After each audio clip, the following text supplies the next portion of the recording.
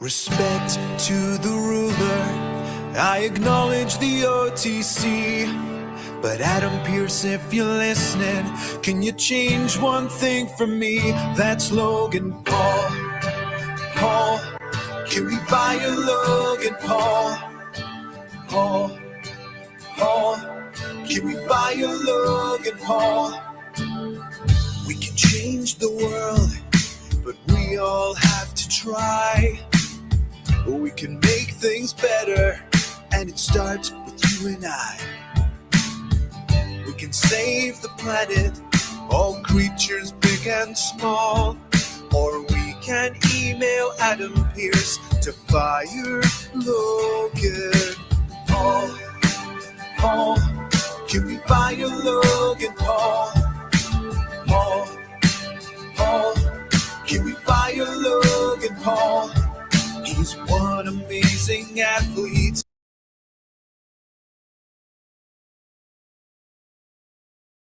This fighter's training appears like a joke.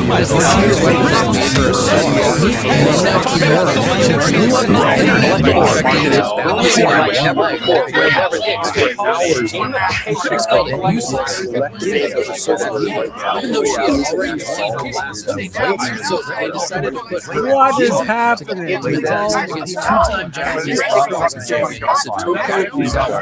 Everyone expected the challenge to come down either Jesus, how did that never happen? Paul, I was excited about it. What used to be we have been cheating. baseball's a social nature. I have no video. I've never seen it. It's been 9 months. Allocations into it. Venture capital money is pouring into the space, and startups are bringing innovative new services. There's a billionaire out there willing to lay down 9 months, 10 figures for that item. The goal is always that they appreciate and value. Because once real money enters a space, it doesn't stay a hobby for long. It gets priced, traded, scaled, and underneath that, something very different is happening. Because every time money moves, someone takes a cut. Not the collector, not the investor, but the people controlling the transactions. And systems like that only work if people coming back. So the real question is, What happens when either the stock market rolls over, interest rates go way up, or just the whole environment? Jesus. You know, I didn't, what the hell? How did that happen? Fire Logan Paul. He can shove his trading cards directly up his Paul. Paul, Can we fire Logan Paul? Paul, Paul, can we fire Hey, Ken Golden. Fire Logan Paul. God, let's get Ken Golden in a wrestling match. Golden and Logan Paul versus Jacob Fatu and Roman Reigns. Please, let's see. And I think WWE is actually in on it. They realize there's a lot of trolls and hate on Logan Paul. He gets his ass kicked plenty. It's also interesting seeing him being a side character now. Just God, this song just hit. So we won't do this every time. I just found this song last night. And I was like, I mean, come on. He could take his trading cards and shove them up his. Amazing athlete, but he's a piece of trash. He can shove his trading cards right up his ass. Up his Paul. All right. This was I show speed from the top. Hey now, corporate America. I'm gonna go on a little. There is comparisons between what's happening. I have a show for you tonight. Let me tell you, see all of it here. But there is a lot of comps with TKO, corporate America taking over wrestling. Americans think something that, some guy, whether good, bad, whatever, people had their pulse on, have done it their whole life. And, the corporate TKO wants to take over. And it's very similar what you're seeing in sports cards, corporate America. The more I talk, the more I listen, the more I, have conversations. Yeah, man, these people brought corporate people into Fanatics. They're people, not necessarily card people or understand. So whatever. That song just crushes. I love it. It was a good change of pace, but we will get back to the usual tomorrow. Empty pockets here early. Propaganda. Frank just jumped in the room. He's been golfing in the warmer weather. Frank's getting out. Good for the mental health. White gloves on. Yes. Zach is by far, you've upped the level. You've been here probably 4, 5, 6 months now, and maybe my time's all wrong, but you have upped the level of comedy in the chat. So just hanging around. I do miss that a little. Me? But that Logan Paul song, yeah, just gets me in a good mood. Okay, give me 5 minutes. Let the room fill. Are we live? That's all that matters. I'll take it like a champ. Everything fucking fell. The first 5 minutes of the show, the T206 book fell. All the action figures fell.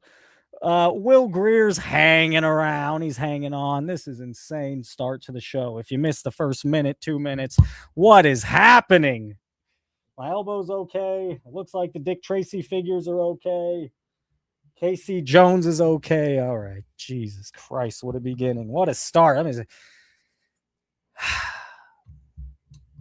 yeah, B squared. How'd you know? I think Brian Gray, coming on tonight, but we'll see. Last half hour. Take the bets over under now. He said his plane lands at 5:30. So, we gave him to 6:30. My headphones. What happened to the headphones? Hold on. I need the book. The heavy ass book landed on the cord. Looks like we're still plugged in. Fire Logan Paul. Give me a sec. Did I get rid of it? Hold on. Let's just mic check. Let me see if this audio works. Respect. Oh, yeah. Good. You sound good. You sound good. Everything's great. What a start. What a start. No, I needed to make sure I could hear still, but yes. Good. All right. So let's just give me a couple minutes. I need one more thing, Mike. There it is. All right. Chaos. It's live. Hey, a little pat on the back for me. It's live. Anyone talk? How interesting it is, how fun it is. But it's like it's all live every time. I'm having conversations. Teaching's a very social job, and then you come here. Anyways, Saturday I got sick. Thursday I was developing a cough. Friday I was scheduled to take Friday off in advance. I haven't had a day off in months, and we had testing and and of course I'm sick in bed all day. Saturday I was sick as well. Sunday I started feeling much better, but bro, Saturday was a great day to be sick. So first you have a heavyweight fight. These English guys, Wardley and Dubois, and they're top heavyweights. No, it's not Anthony Joshua. No, I did Dubois beat Anthony Joshua? I feel like he did. So Dubois 22-3 going into the fight, and Wardley's 20-0. And go watch the highlights. Go watch the fight. I'm sure that's the best thing that happened to boxing's so shitty. It's all about all these promotions, and they all are greedy, and the big fights never get made. It's disgusting. It really sucks, but it's really terrible for the sport. Boxing could be big. Boxing, I still think, could be huge. It's ran terribly. There's no, it just ran terribly. So this was a great heavyweight fight, an old school 1960s, 1970s slugfest. Dubois goes down in the very first seconds. Dubois goes down again in the very first few rounds. Then you have Wardley going down. It goes 11 rounds. It was a great fight. Hey, we already got demonetized with Logan Paul, so give me $1.99, 1 of 1. I love it. Thank you. And but it's worth watching. Early, mid, late. So by the way, because I think it was in England. It was overseas. So this fight happened at like 3:00 my time. After this fight was Backlash. Backlash was one of the best WWE pay-per-views in years. Stand by it. I mean, I think WrestleMania 40, and even then it's a little too much, but great. Absolutely entertaining from beginning to end. So many times it gets boring. It was a good formula they had. So we'll see if they stick with it. But this was this kick off the day. Then you end the day with UFC, NBA playoffs. We'll get into the Wemby elbow. I know it's a card show, but I had fun with this on Saturday. Give me a couple minutes to have fun with it, and then I got a bunch of card shit as well. Two of the world's prime heavyweights collide. Don't blink. And it'll be Don't blink. away from the opening Hey! bell. Hey. I mean, first of all, heavyweights. There's nothing like heavyweight. When the heavyweight division is good, boxing is different. My fighting weight, 128, 132. Now, I was walking around at 140, and then we're currently probably 150, but I'm a little guy. Yeah, is that fun? You like, well, Mayweather's not much bigger. Paggy, you don't think about it. They're tiny guys. I used to train Tony Ferguson, a UFC fighter, especially during fight week or leading up to a fight. These guys look like nerds. They're so skinny, now you take all, you're ripped, but I mean, it just, but that was a fucking punch. That is an overhand. I want to watch it. I mean, give me a minute. I enjoy this. I don't have anyone to share it with. I'm guessing you didn't watch this fight. Look at this overhand. I mean, just no caution he's just open, and it's not just a right hand. This is a looping overhand right from one of the hardest punchers in the world. And it'll be bombs away from the opening. Shit. He didn't land it on the chin, not the temple. It's not a knockout punch, but Dubois right away is like, oh wow. It's all 15 seconds. Looks at his great. Don't blink, Daniel Dubois is down in this shootout for the WBO Heavyweight Championship. Wardley goes I mean, come on, these are 200-pound men. And then later I watch UFC Sean Strickland, just this shit jab. I bought the one thing is it's a different sport. It's a different thing. When you have to be cautious of someone coming at you and tackling, this is a tackle in box, but sweeping you and getting you down and fucking you up on the ground. Like, you don't have to think about any of that in boxing. So boxers are so far superior strikers than anyone in the MMA. But the MMA, I always give those guys so much respect because I'm at the gym. It's like they're training for 20 other things. When they're on the ground, their mind is working in a different way than any boxer. I mean, their mind is really fucking like, if they, be calm, if they do this, do that, and this little fucking subtle thing. It's so, but boxers just far superior strikers. I mean, it's not close after watching what Strickland and, I'm going to say his name wrong. I was saying his name wrong. Chamev. I said his name wrong. Great fight. Or a fun fight. This is worth watching. There's more knockdowns. Let's do it. It's a nasty fall. He's not being so... We'll get to call. So gutsy. Now, this is kind of oh, shit. Yeah, he's feeling it. This is a very smart move. He's done this in other fights where instead of just taking the punishment, instead of him being able to come in and knock his ass out, he takes a knee. He's done that before. It's not a terrible strategy. This is round 3, by the way. I mean, this was a fun fight. And that was let's just watch that punch again. It's a fucking... Most people are in the hospital, knocked out, concussed. So gutsy. Lands a little off, but almost to the back of the head, which is a little dangerous. Anyway, give me 3 more minutes. We'll do cards. So, by the way, Wardley loses. Dubois comes back and knocks his ass out. Punching correct, isn't he, Daniel? Just 1-2's down the line. Oh, right out from Wardley. Back comes Dubois. Now Wardley's hurt. Last 25 seconds of a dramatic sit crowd. He's hurt, but he's still trying to throw here, Wardley. It's the round that Wardley Scott Parker, and it might spin the There it is, end of the fight. In this crazy spot. It was a great stoppage, by the way. So this was fun. And then, dude, by the way, 31-28. Now, the problem is Fury, Usyk, Anthony Joshua, Wilder, they're all old. They're all in their later 30s. Even that guy Zhang from China who just got knocked out, I believe. When the heavyweight division's good, man, boxing is good. If you watch Backlash had it was, if you have a chance to go, why it was entertaining. It's very rare you watch a pay-per-view or you watch Raw or you watch SmackDown, which I don't even watch those anymore. Dude, they get boring. It's a long show. Nothing boring. I even felt like there was less commercials. Maybe I'm wrong, especially versus WrestleMania, but it was a great. I mean, to lead with Seth Rollins and Braun Breaker, this was they're excellent wrestlers. Fatu is an up and coming, just absolute beast and monster. Io Sky and Asuka. I was surprised. Asuka's like 43. I didn't think she was that old. And what I know it's cards, but we do cards for it's nice and slow. I'm looking at the news of cards, and it's like, God, that's so fucking boring. Chimaev champ loses to Strickland. He had to cut like 40 pounds, but this was the fight before Van versus Torreya. Oh my goodness. Anyways, and then you have the Wemby elbow. He doesn't get suspended for tonight. By the way, I meant to put my Chromebook in here with the game, so I'm a little frustrated. I might take a minute break. Well, it's like Frank do sometimes. I go get the game set up, but this game's going on right now. I believe starts the same time as we do, and Wemby doesn't get fined more. He doesn't get. You got to have this was always funny seeing the dude in the background. You have to have a player out there that's going to do that for you. All right. And then finally, let's end here with sports.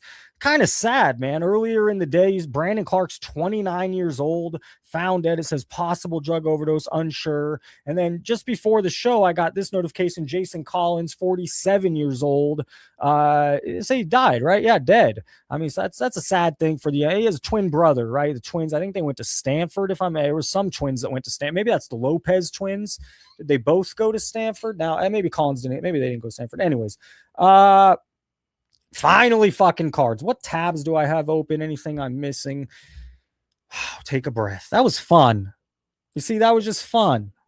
I got to talk boxing and fights for a minute. That shit was fun. And Saturday was fun. I cut it. I want to talk more about that UFC card, but we'll cut it there. Wednesday, Charles came on. He saw, I think Jay or Rob told him. I don't know if Jay goes by Rob, Jay. I think Rob, I don't know. So anyways, we saw the show bidding going on here. We saw it with his Larry Walker, and the next day, what do you know, suspended from eBay. I don't understand what the tactic was here. Hello, Ryan 5050. Want to let you know your eBay account has been permanently. I didn't read that part. Wow. What first of all, if you just joined us during the intro, which was my a new intro, I'm only going to play it once. Back to normal tomorrow. I might play. I love that song. I might have to play it again. Just get me in a good mood. So every YouTube video, 1, 2, 3, 4, 5, 6, 7, 8 YouTube videos start playing all at the same time. The fuck? Then 2 minutes later, my whole shelf falls, headphones taken off my head. Holy cow. And then I got to talk boxing for a minute. Ooh, that was fun. All right. So permanently suspended because of activity that we believe was putting the eBay community at risk. And this is the guy that wants to buy eBay. All right. We understand that this must be frustrating, but the decision was not made lightly. And it's important that we keep our marketplace safe for everyone. I want the Spurs game next to me. Now I'm annoyed. That's the last fucking thing I didn't set up. All right. So that happened. We're exit out. Ron Fig, Jason Collins, brain cancer, Clark drug overdose. I'd be more curious to hear more about, the Clark thing's so new. More's going to come out on it. I remember who was it? The pitcher? A pitcher died with the Angels. And that was all connected. And maybe it's the pitcher supplying the drug. It was a Tyler Skaggs, I believe so. And then, it's more internal and people supplying the drugs and da-da-da. So I expect more on that Brandon Clark story. And that's pretty fucking sad. All right. Someone sent me this. And my initial thought was like, is it real? What's going on? So we'll get into this in a minute. And it was Tyler Skaggs. Hey, I need to give you a call, by the way. H Retail G. We haven't talked in a while. You're always great energy, good vibes. Gorilla Farmer here. Griffey Bombs is normal. Another great commenter. Good Form Sports. Orlando. It's been here. The nice thing is in 10 days, there's so many people. I'm even a few more people I need to reach out for. Ryan Hollins, I'm trying to get on the show. I'm just so fucking busy. In 10 days, the school year ends. Is it 10 days? Yeah, it is actually 10 days. And then I'm freed up for so much more and to reach out with Orlando. It's been a minute. Snyder. All right. So we'll get into this in a minute. I'm going to do one more fight thing. I put this in a video months ago. doubt most of you saw it. So this girl, what's her name? Mona Kimura, I believe. Anyways, it's worth it. This fighter's training looks like a total joke, but it's the secret weapon that made her a star. Meet Mona Kimura. She blew up the internet by perfecting this balancing on one leg while throwing kicks for hours on end. And critics called it useless, a gimmick for social media, even though she had already won her last 2 fights. So they decided— The thing is, when have you ever seen this? I mean, she dominates. This is a champion kickboxer right here. Decided to put her gimmick to the ultimate test against 2-time Japanese kickboxing champion Satoko Uzawa. Everyone expected the champ to just walk her down and completely run her over, but that's when the joke training paid off. Kimura used her perfect balance to control the distance flawlessly. She would catch the champ with a clean shot at the exact second she was trying to attack. Now, the last thing she does there, apparently in karate, that's like to show that you're still aware, you're ready for more, anything could happen. So it's not a flex from what I'm understanding, but she does it every time. And it's more so, here I am, we're aware, what else is happening. Completely frustrating her and breaking her. And those are not weak. That's her form on her punches, strong. Her down mentally. In the end, Kimura got the convincing TKO victory, proving that her technique— Anyways, I know I don't want to bore you with fights. She fought recently, destroyed this woman. She's fun to watch. She dodged the kick. It's not going to work anymore. Stop it! Easy work. She makes it look easy. For 3 Look at her. She is pissed. She is upset, mad, frustrated, getting her ass kicked. And she's just making it look easy. It's not even breathing. Consecutive rounds. She's been eating feet all evening. Her offense not making no damage. Meanwhile, discount Chun-Li. Her nose been busted open. She's tasting her own blood. Anyways, I enjoy watching her fight. So to the Geoff Wilson, we'll watch the video, and then there's more to it. So can we make this bigger? Nah, not really. Okay. No volume. Where's the volume? What's going on today? Oh, it wanted. How about a refresh? Hey guys. Oof, tomorrow is going to be a really rough day for the sports card hobby. Okay, I won't pause. I have a terrible habit of that. You know me. James, I'm not a huge MMA guy. I have Paramount Plus, so I'll start watching more of it. It's fun to have on in the background, play a game, do some he fought great. He would whoop my ass, and he's much bigger, 180s, is very trained. I'm not impressed with the stand-up game. I mean, what's that? The fucking jab the whole time? Why was there nothing? He said at the end of the fight, he was hard to move back. Well, it's like, bro, you were just tossing a jab and you weren't, you were not pushing him forward at all. So Strickland fought great. It was an entertaining fight. I want more from the stand-up. Some tough news is going to come out tomorrow about me, about some things that I got caught up in. And what I ask of you is that you please listen to my side of the story, that you please hear what I have to say. I'm going to post a video to the Sports Card Investor YouTube at noon Eastern time tomorrow. And I promise to be truthful with you. I promise to tell you the whole story. And I'd really appreciate if you give me the benefit of the doubt and you listen to everything I have to say. Noon Eastern time tomorrow on the Sports Card Investor YouTube. It's been a good week for the hobby with the Mint Collective and the Drake. So that's key right there. Mint Collective. Drake, what? Box break. And this is years old. It's not AI. It's 3 or 4 years old. And he comes out with, we'll watch what he says. But when I first got this, okay. And then it felt like, what's happened?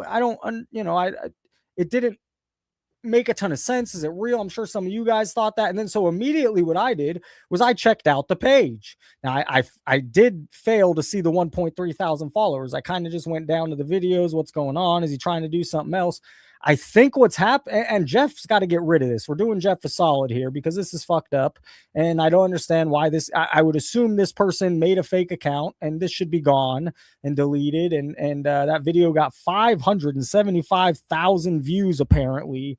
And so Geoff had to respond, and I'm glad he did because, this is what he says. Hey guys, do not fall for this video. This is a scam. So this has been circulating around the internet over the last couple of days. Unfortunately, it has more than 1 million views. People are believing that this video is real. It actually is a video that I did 4 or 5 years ago as part of an April Fool's video. Total joke, but somebody has clipped it. They created a fake account in my name. They posted the video. It's gone viral now. And unfortunately, they're using it to scam people. All right, Geoff. Free lessons at the professor. Who am I? What am I? Nothing. Petey Pooh am I? Petey Pa mother. Okay, my bad. Wrong class. My bad.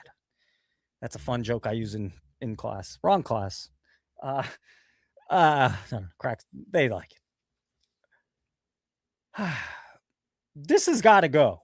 You know, Geoff has steered away from any drama, kind of pushing at anything, letting it go. Geoff, you got to get rid of this. This is not okay. It's not cool. I don't think this is you. I think this is the fake account you're talking about.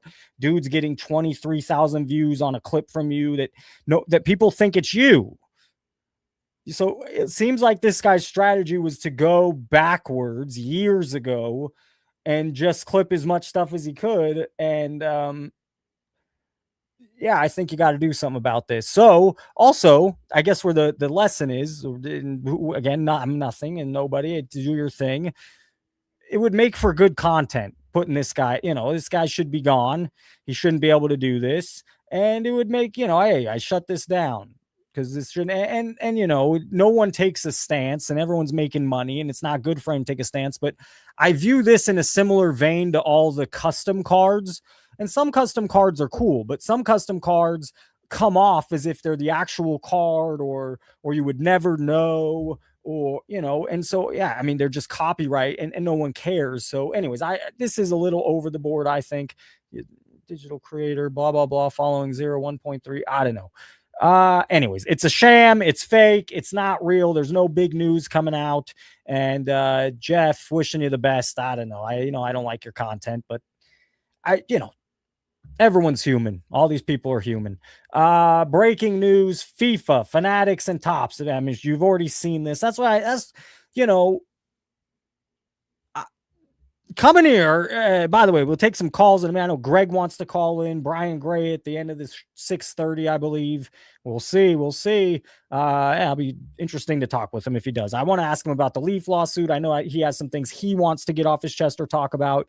But the news is just here. I have some videos I want to, card related. Picture that. Just go Neo Cards and Comics. There's no shade on Neo. Beckett has a new and improved label. God, with all the great news and content out there in the world, I got to know about this. It's something we've talked about for years. And again, I'll pat myself on the back, and Neo and anyone else doing consistent content. It's not easy. It's not thrilling. What bleeds leads. Hello. And nothing bleeds in sports cards. It's all bull. It's all so boring. Go read Sports Card Digest website. It's fucking nails on a chalkboard. I'd rather watch bees and how they work in a hive. I'd rather watch the Outdoor Boys build a cabin. It's How Ridiculous has been a fun one I've been watching recently. It's like this, it's just so boring. Ripping is not okay. I mean, maybe not. Let's see. By the way, the fake cards is duh. I did it 11 months ago. They all did it this week. And it's a repeatable thing. It's a big problem. It is a problem. But some of this shit's just so boring. eBay sets its sight on repacks. I mean, we can talk about it 2 minutes here. It's not shade. It's not he's covering the recent news, but we're going to do that for 2 hours here and then 2 hours again tomorrow, because sometimes it's interesting. Sometimes it's worth, none of this shit is, someone commented, is there truth to this? Where is it? Here. Good Form Sports, who from everything I talked to him, I think is reasonable, but I don't know if it's true. He said eBay rejected the GameStop offer, which would make sense, not calling it not credible or attractive. Exactly what the chat was saying last week, all hype. That's confirmed that they did reject it, and that would make full sense to me. It's true. It's true. Frank, what the Get Frank. Come on. All right. Hey, we love Frank. Big shout out to Frank. Is Rhonda around? Rhonda, Or hey, Taylor Parker, bro, look at this. What you need? No, I don't need it. Hey, I just want to say hi.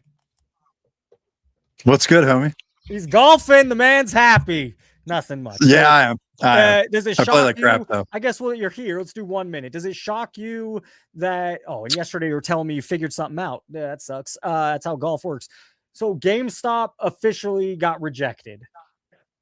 It's just this kid who's just giving a big FU to he's rich and young, and he's giving the FU to the rich and old people, and it's just like I don't know. It's really not compelling.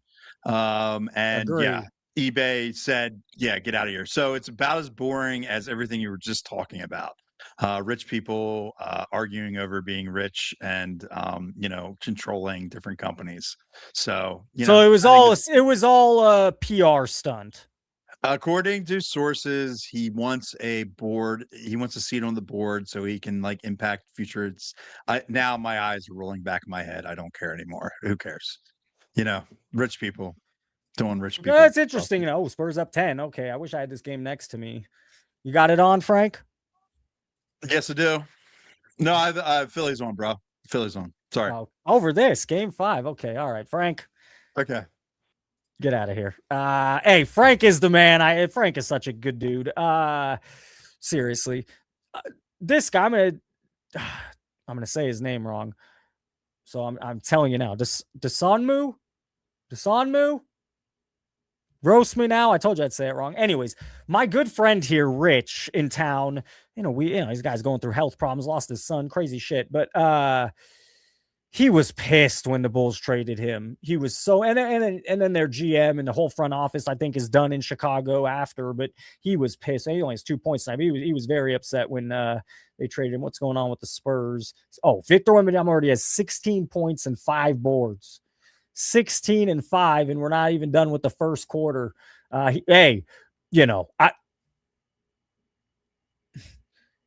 Call me what it is. I'm a LeBron hater, whatever. We're lucky to have seen him. I'm lucky to have watched him. I always thought LeBron lacked the mental that the other top guys had. He turned to a Ray Allen, Dwayne Wade, Chris Bosh on that team in Cleveland. It was, maybe there you could say, I don't know. It seemed like Kyrie mental, come on. But I just felt like the man, he only won one there. He only won one in Cleveland.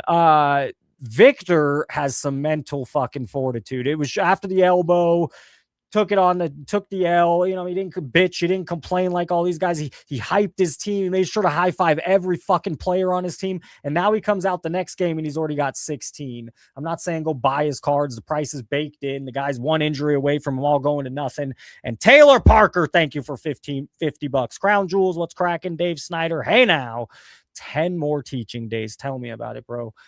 Today we had to turn in the Chromebook, so there's actually 8 more teaching days, and they're filled field day promotion. So, but no more Chromebooks. So, yep. Anyways, all right. One Piece. This is something I knew. I didn't know how to articulate it. I'm not a big anime person. I'll get into that in a minute. But the One Piece remake, okay, and this did big. I don't know if it's for Naruto. It did big for one. It blew up one of the other animes because there's over 1,000 episodes of One Piece, I believe. I think one of my students has watched 700 of them. When I told him this news, he's like, "Well, fucking 700 episodes down the drain." But what they're gonna do is season 1 will have 7 episodes at 300 minutes covering 50 of the chapters, 50 episodes. They're going to condense into 7. This is only going to, make One Piece bigger. And that's when I want to get into my nostalgia bit. We'll get into nostalgia in a minute. All right. So word is, Top Series 2 is going to come out. It's pre-order over there. And shops, yet again, get fucked. And I don't know if it'll stay that way. What I'm hearing is they got far less cases than they did in Series 1, and they're not thrilled about it, and so you have a Mega coming out for $50. I like the amount of cards. It's not guaranteed any exciting auto or relic. And now here's my question. And I just don't buy this shit. I take this out today. Getting over being sick. Okay, so this might come down. I'm not saying the jumbo will be 400. That's what it is on eBay when there's like nothing out. It's pre-release. So maybe it comes down, but the jumbo's 400. All right. The hobby box currently 275. Again, could be less. I think that's about where Series 1 was. Okay, but here's where I kind of get like my mind boggled. So a jumbo box of Topps Chrome 2025 is 500. So, this at 400 and this at 500. This is supposed to be, this has 3 autographs. This is supposed to be the elite level, the top. This should be more money. And maybe I see very little value here. I'm not into it. I'm not that interested. I also collect more basketball and football over recent years. You can only collect so much. And it goes further. This is 2021. 5 chrome autographs per box. Now, again, these single boxes you can't trust, unfortunately, with weighing, CT scanning, and every other thing. The hits already being from other boxes in the case. But it's $300. Okay, fine. That's 2021. So let's just stay current. 2025 Topps Heritage is $175 on discount. Now, is this supposed to be a lower product than Topps Base? Maybe equivalent. I assume Heritage. I know high number. I haven't collected in a while, but high number was always the thing to get in Heritage.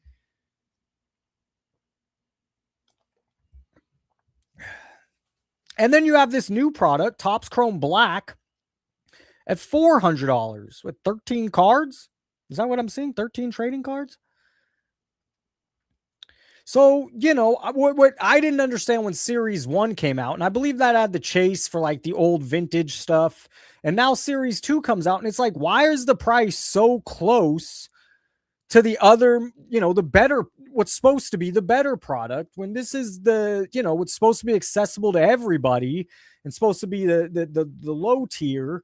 And I just don't and maybe I'm missing something. I'm not an expert on this because I've lost interest over the years on some of this new stuff. But here you go. I mean, again, this price could come down. There's one auto and one relic, $400 on just Topps paper series. Let me check comments. Am I missing something out of this? Buying crypto with the hobby right now. Chrome back. I don't see much. Chrome Black matters. They want us all buying into the fucking breaks. Ain't that the truth? So okay. Different show. We lead with some boxing. Again, the news right now is just dry, and you've already heard it everywhere else. And there's nothing I feel interestingly enough to like, I got to dive into that. But one thing I do want, because clearly Fanatics wants the joy, make events. I can't believe everything fell. And the nostalgia. And, you hear Geo, nostalgia. All right. So nostalgia is a key piece.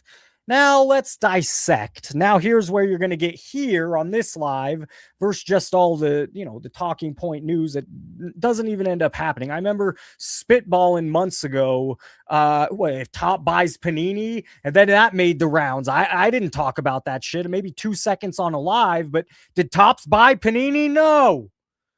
Did GameStop buy eBay? No. And luckily I have this fun live to do it here instead, because it's not worth making a video on. Everyone else, it's already done and it's dry. It's no hate on them. They're doing their job and they're enjoying it. But you want to talk nostalgia. You really want to talk. What are you guys all fucking blind in the industry? Are you blind? I know you see what's happening. Maybe if you only break baseball or football, you don't. Any card shop owner sees what's happening. You know what brings people in? This shit. I'm not wrong. Front Row Card Show, I remember 6 months ago, someone had him on. Oh, yeah. And I need to have him on. I need to reach out. I've met him in the past. I don't go over and talk to him much anymore, but before the channel, I would go chat and see what's up. I love the Shivan Dragon. That was my stepdad, who kind of was big into Magic. That was one of his favorite cards. So talk about nostalgia. It does. Of these 3 cards, that's the one that has nostalgia to me. But you guys see what's happening. So let me do a little deep dive. The nostalgia is in TCG. It's not in sports cards. Right now, the people you can see it in the prices. It's all guys, 40s, early 20s, trying to pump up, trying to make a business and money. It's not where the nostalgia is for the youth. Kids collect it, they play it, and they watch it in whatever order. Whether if they don't collect and play, they watch. If they don't watch, they're collecting. It's by far still has more of a collector vibe than everyone walking around with slabs and suitcases. Now, generally you come on the live, I write my own shit. The next few slides is some AI, some background, some information. I'm going to tell you when it is AI. But generally you see this is all my words, how I do it. But now let's pivot. So, Magic the Gathering currently has over 50 million fans worldwide, spanning both tabletop and digital format. The total player base is estimated at 50 million people, a number that's grown in the past 30 years. Magic the Gathering didn't exist in the 80s, junk wax. None of this TCG did. It didn't exist in the early 90s. So the vintage crowd or a crowd any older than me, all they had to collect or know as nostalgia was the sports cards, was those 70s, 60s, 50s, baseball, basketball. For some reason, football didn't seem to hit as much.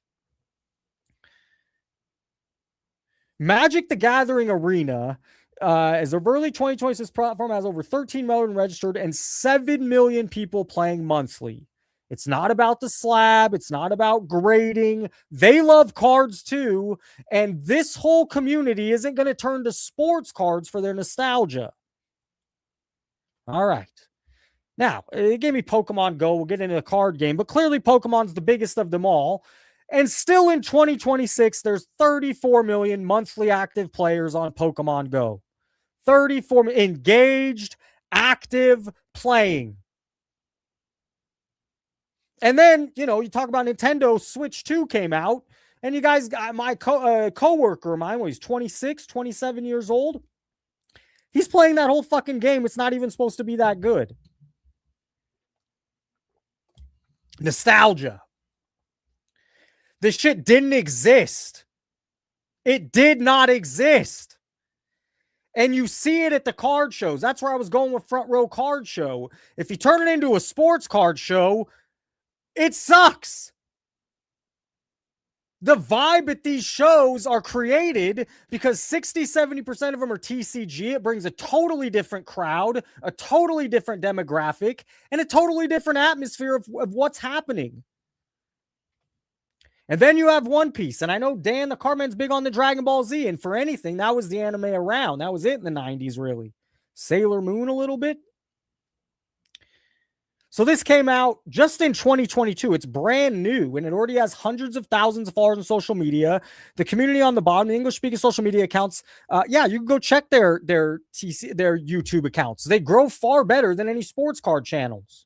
Far better. And yes, we'll finish with Pokemon TCG, currently the most popular and best-selling trading card game in the world. And it died, and we've seen, I don't have, let's fuck it. Give me 2 seconds. Gem rate. Like, hello? All the metrics, just show every metric except them pumping and telling you how big sports card is. YouTube metrics, TCG.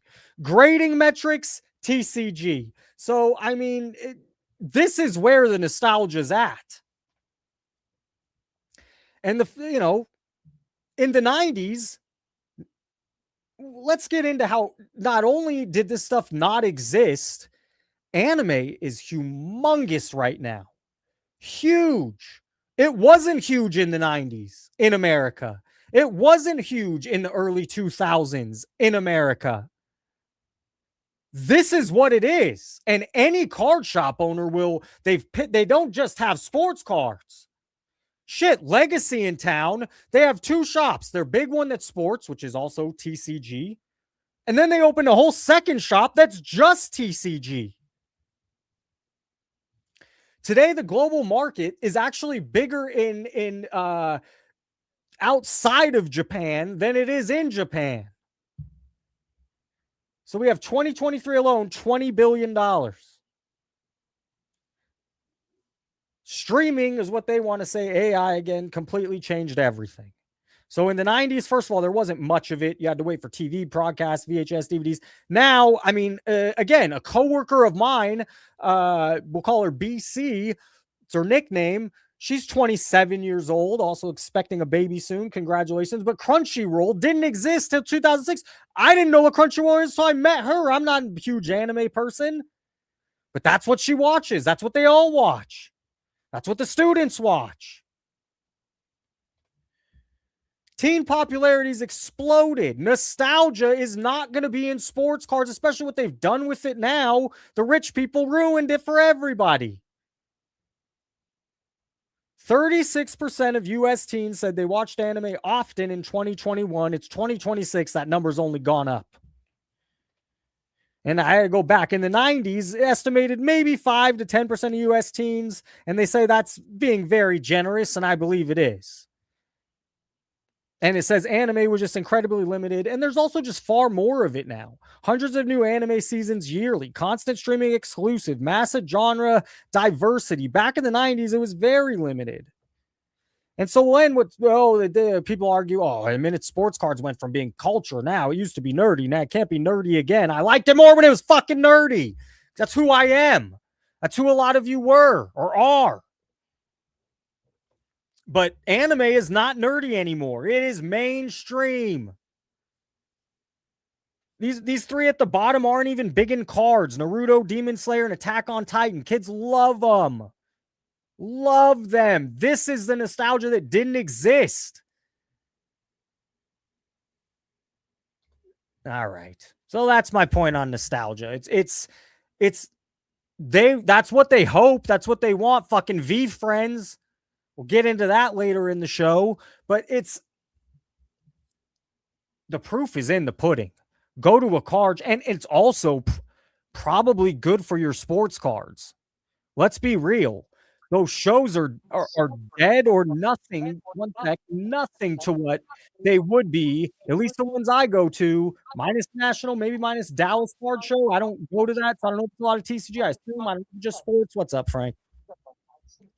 Prof, 17 and 12-year-old in my household, check on all of those items. They could give a crap less about sports cards, even though dad's into it. And Demon Slayer is pretty dope. One other thing, Blue Red is beefing with Neo about LeBron's greatness. Out. Well, I mean, Neo, just like I'm biased about Kobe, and I'll admit it, and I have him above LeBron, and that's still, you're nitpicking at that point. But Neo's going to be a little biased about LeBron. One question I have for Neo is, I'm hoping LeBron's done with LA. We have a lot of money going into the offseason. You got to rebuild around Luka and the youth. I don't even know if I want Reeves sign and trade maybe, but is LeBron coming back to Cleveland for one more season to retire? That's, LeBron's, I do view him in he wants the send off. He wants all of that. It would make sense in Cleveland.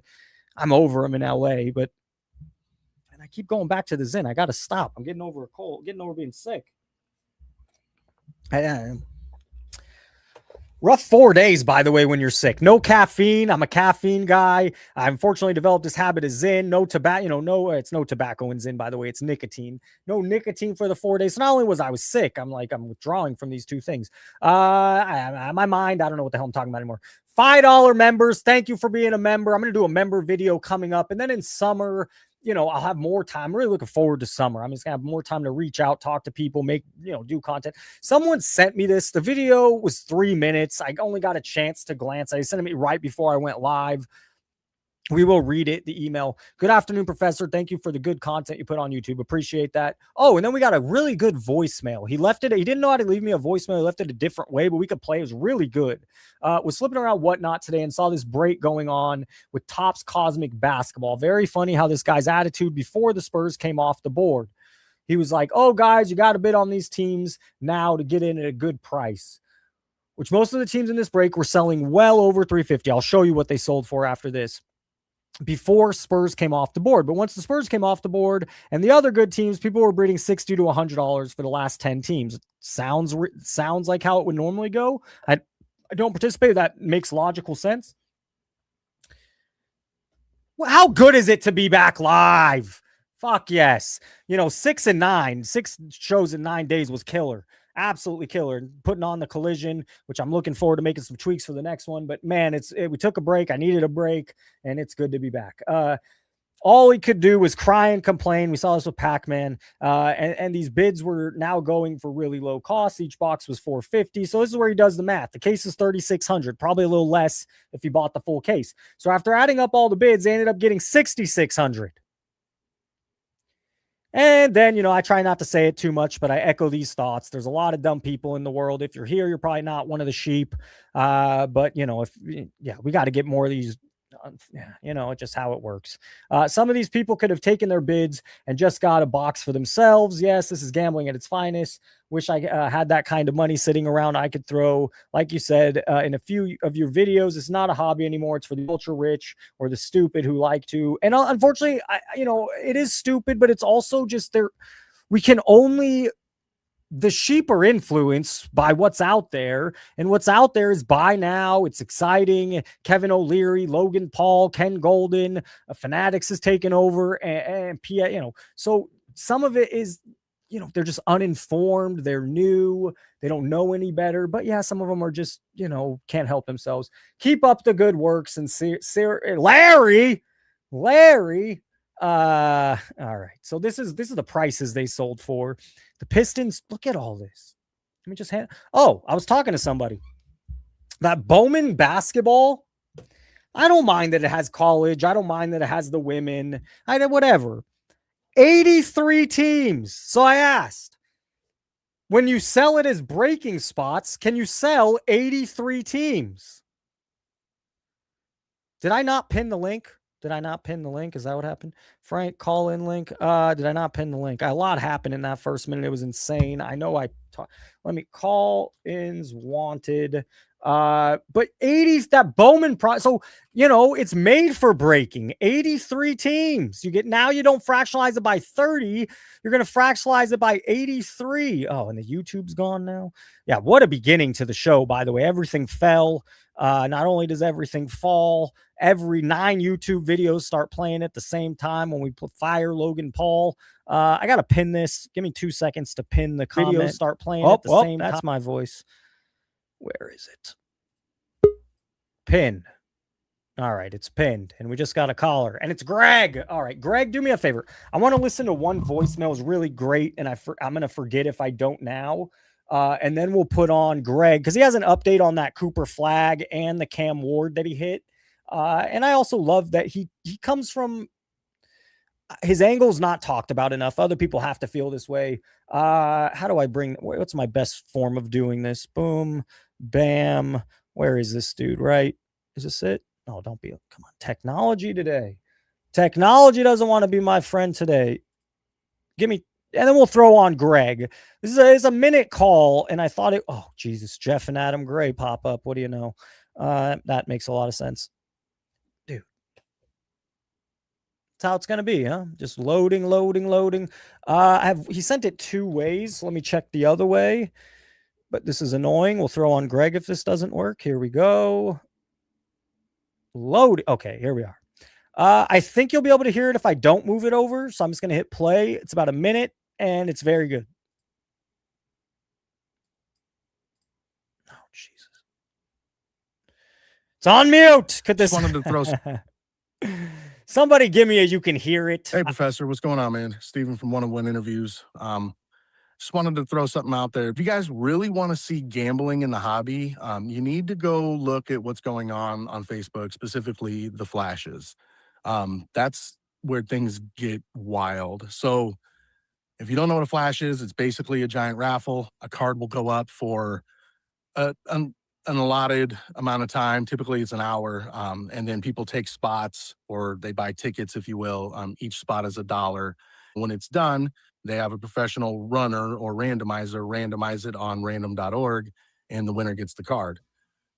But most of the time the numbers get insane. By the way, I never heard it called, what did he call it? A flash? I remember that being called Razz. Is a Razz something a little different? And I remember that having to be, it's illegal. You can't do it. You're not, it's supposed to be shut down on Facebook. And the other thing is on Facebook groups, there are some great Facebook groups I've never had an issue with. Sold on, bought on, never one problem. But it's vetted. I knew I kind of knew the guy that made it, and it's huge. But so many of those kind of groups I just would never trust, especially if they're doing these flashes. If that's the same thing as a Razz. A card with recent comps at 500 could do 800, 900, 1,000 easily. A $200 card can do 400. $1,000 card can do $2,000. I mean, it's wild. The reason is in these groups, there's enough people that want to buy 1 spot, 5 spots, 10 spots, whatever, at the shot at this massive card. So that's gambling. I mean, that is legit playing your numbers. That shit is a trip. Awesome work, dude. Love it. Keep up the good work, man. This is 100% my favorite channel. Golly, that makes me, hey, thank you. And great call. And okay, what I would assume then, they're very similar. I think a Razz, they waited till they filled up, let's say 15 slots. Maybe that takes a day or two, a week. This flash is the same thing. They're all, from what I understand, correct me if I'm wrong, it's the same thing. It just, you don't get 2 days to fill the 15 slots. You get an hour, and whoever wants to, and so it creates that psychology of boom, boom, boom. And so it's very similar to Razz, but I'm pretty sure those Razzes are illegal to do on Facebook. You're not supposed to do them. If there are somebody I know, he does like he calls it a break. It's not really. He has 50 cards. There's 50 spots. People buy. Someone gets the huge hit, and someone gets something far less. I don't think that's illegal, but these Razzes or flash, I'm pretty sure they're not allowed, and they are illegal is what 101 Design says. And I also would just never trust any group doing it. I would like, that's not where you want to be on Facebook, because I do think there are some I've had good experiences, but also vetted groups. All right, let's get Greg on. Greg has Cooper Flag update. Mr. Greg, hey, how many cats do you have? I have one, but I take care of like 4 or 5 different stray cats in my neighborhood. The Cat Man. You see my YouTube channel or something? No, just your name, right? Normally Greg likes cats. Sometimes I do little YouTube shorts with the cats, but yeah. What was your? Well, I'll have to check it out. We will play it here. Now I'm curious. What was your Cooper Flag auto? How am I going to best find it? Bowman. Type in Cooper Flag rookie or Cooper Flag rookie auto Bowman green. This one? No, it has like an orange background on it. That one right there, right underneath it. That one right there, that's mine. Hey now. All right, so you DM me with first of all, you found the whole process to be a bit stressful. Yeah. I also liked how, and I'll set you up and then I'll let you go. I liked, and you had a lot of good points. The one I liked was that after you sell the card, it touches so many different hands and so many, there's so many things that happen in between that on a 1,500, and some people are doing far more expensive cards. It's nerve wracking, even sending it to PSA. I'm always, I got to send it right. I got to get it there. It's got to get sent right. Hopefully guys, I'm okay. It got there. Thank God. And then getting back, it's like, okay. And so I can relate to that a bit. I'm sure others can, but yeah. So you sold the card. It got $1,500. Mm-hmm. And yeah, the whole process is, like you said, it's very nerve wracking. Because it has to go, like I said, first you have to give it to the post office, then it's going to the mailman, then it's going to this, because I think if you sell a card over $300, it has to get authenticated. And then it goes to this third party, I guess it's PSA, but it's like eBay doesn't, like, I've read horror stories about stuff getting lost at these authentication centers. Like just recently on the Sports Card Nonsense, like Facebook group, someone posted a picture. He bought like a Jackson Dart, like micro mosaic, and like another, like cards that were like $400 or $500. And what he got back from the eBay authentication was like 2 base Cooper Flag cards, which some of it is PSA, Frank, but some of it, as Greg's saying, is eBay authentication. And yeah, and then if it gets past eBay authentication, it goes to another mailman and then another post office, and then finally gets to the buyer, and the buyer could just reject it and be like, no, this isn't what I want. It goes. I could see this stressing you out. I guarantee this stressed you out. Sorry. It's like a $1,500 card, and it's going to be, and you read these horror stories about every level. Stuff get lost at the post office, mailmen stealing mail, eBay authenticators stealing cards and mailing out other stuff. Like, you just hope that everybody is honest throughout this process. And then, like I said, I'm at the point where it passed authentication and now it's on its way to the buyer. So I'm like still not out of the woods yet. Like I have to hope it gets to the buyer and the buyer is satisfied. So yeah, it's still up in the air. It's a very stressful process. It's once you pack the card, it's all downhill from there. Like once you pack the card and yeah, I'm shaking. Look at the comps. This is so cool. It's all downhill from there. Well, the other thing you mentioned that I liked was, you got $1,500, but at the end of the day, I think you only got $1,300. The fees are crazy on eBay, man. Like they took like 200. So it's like when you look at comps and you see a card that sold for 1,500, it really sold for 1,300 because that's what the buyer gets. I mean, the seller bought it for 1,500, but I mean, we're looking at these comps, and I don't feel like the eBay tax is really ever taken into consideration when people look at these comps. You want to hear something interesting? I don't know if a lot. Let me ask if you know this, because I didn't until I started talking to more people, because I don't bid on high-end auction sites or auction sites. But if you don't buy on eBay, these other places have buyer premium. So when the card sold for $1,200, there's another 15-20% tacked on to the buyer premium, and then that's the price they use as a comp. So if the auction ended at, let's say, use an easy number, 1,000, generally it's more on some of the stuff, then there's another buyer premium of 20%. So really it's 1,200. So instead of working the other way where you got anyways, I find that I didn't realize that, because I just don't play in that world, that buyer's premium is tacked onto the price, and then the comp we see is with the buyer premium added on. I'm still very new to all this. Like I said, I just jumped back in. No, that's something I didn't realize either. So I don't play. Back neither when of I us was play selling in that cards on world. eBay, they didn't even have authentication. It was just you send it directly to the buyer and had your fingers crossed. But now that there's this extra layer, and like I said, it's just more people to steal the card. What did you I guess it's good. I guess it's like it makes people feel safe that like, oh, you have this eBay guarantee. Maybe but it's really not. And then like when you call eBay, they, they're like, well, that's not us, that's PSA, and then it just goes like everybody just passes the buck, and then it's a mess. So selling this $1,500 card was not a fun experience, and a mess is an understatement. I sent the Cam Ward off to grading. Fingers crossed everybody in that chain of command does their job and I get that card back safe. How did you send it to PSA? I sent it through GameStop just because that was the easiest way to do it. And I have like a GameStop Pro, so I guess I saved like $2 on it. But yeah, I sent. What did it cost you to send with them, like total? I think it was like $27 for the one card. Shipped everything and back to you? Yeah, until eBay until PSA maybe gives it a 10 and wants to charge me another $100 for it. Hey now. You have to agree to that, so it's like that's a possibility.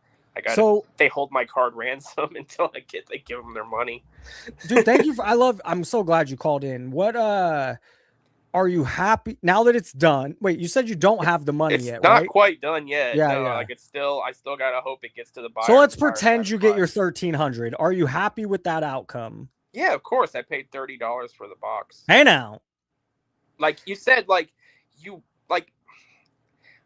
I went and bought a couple more boxes, and that's what I was gonna say. You're becoming a little addicted. I pulled another good card, and like he's projected to be the #1 overall pick this year, AJ Debunking. I pulled his true yellow to 75 chrome, and I'm like, I want to get rid of it ASAP. Like I don't even want to take a chance that this guy tears an ACL. How good of a card really is it?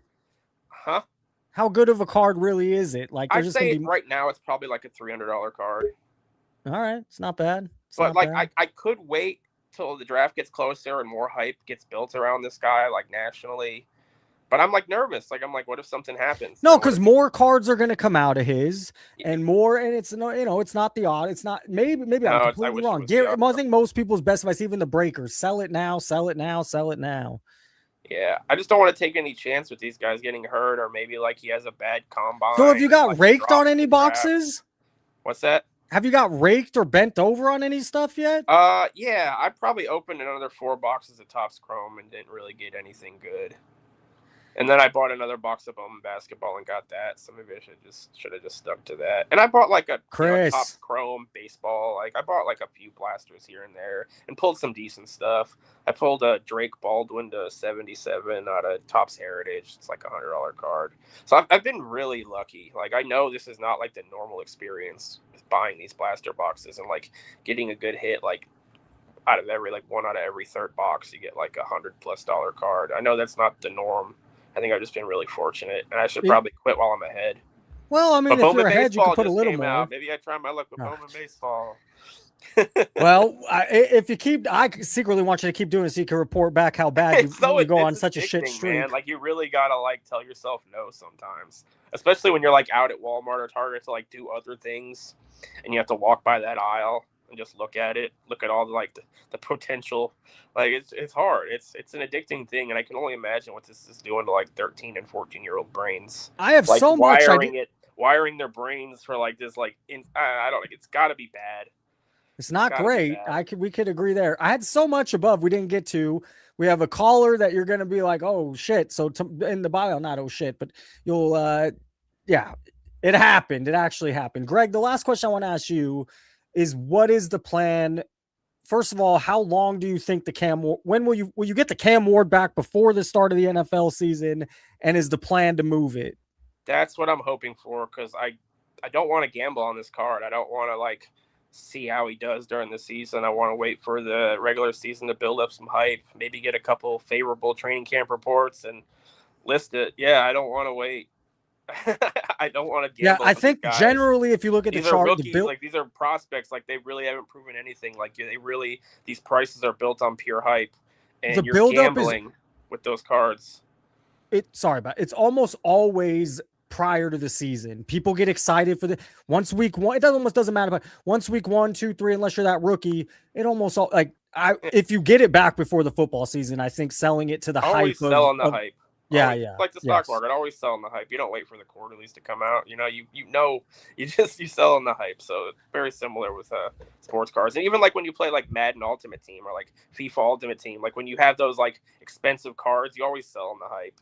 You never wait till like yes. You know what I mean? Yes. So it's a formula that works pretty much in every market.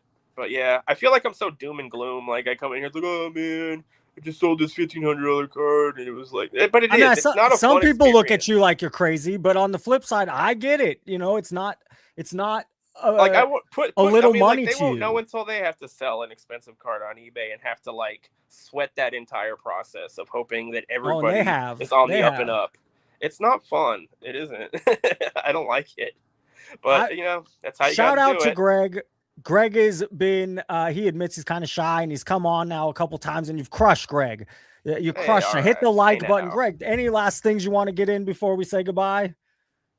I didn't know people were still doing Razzes.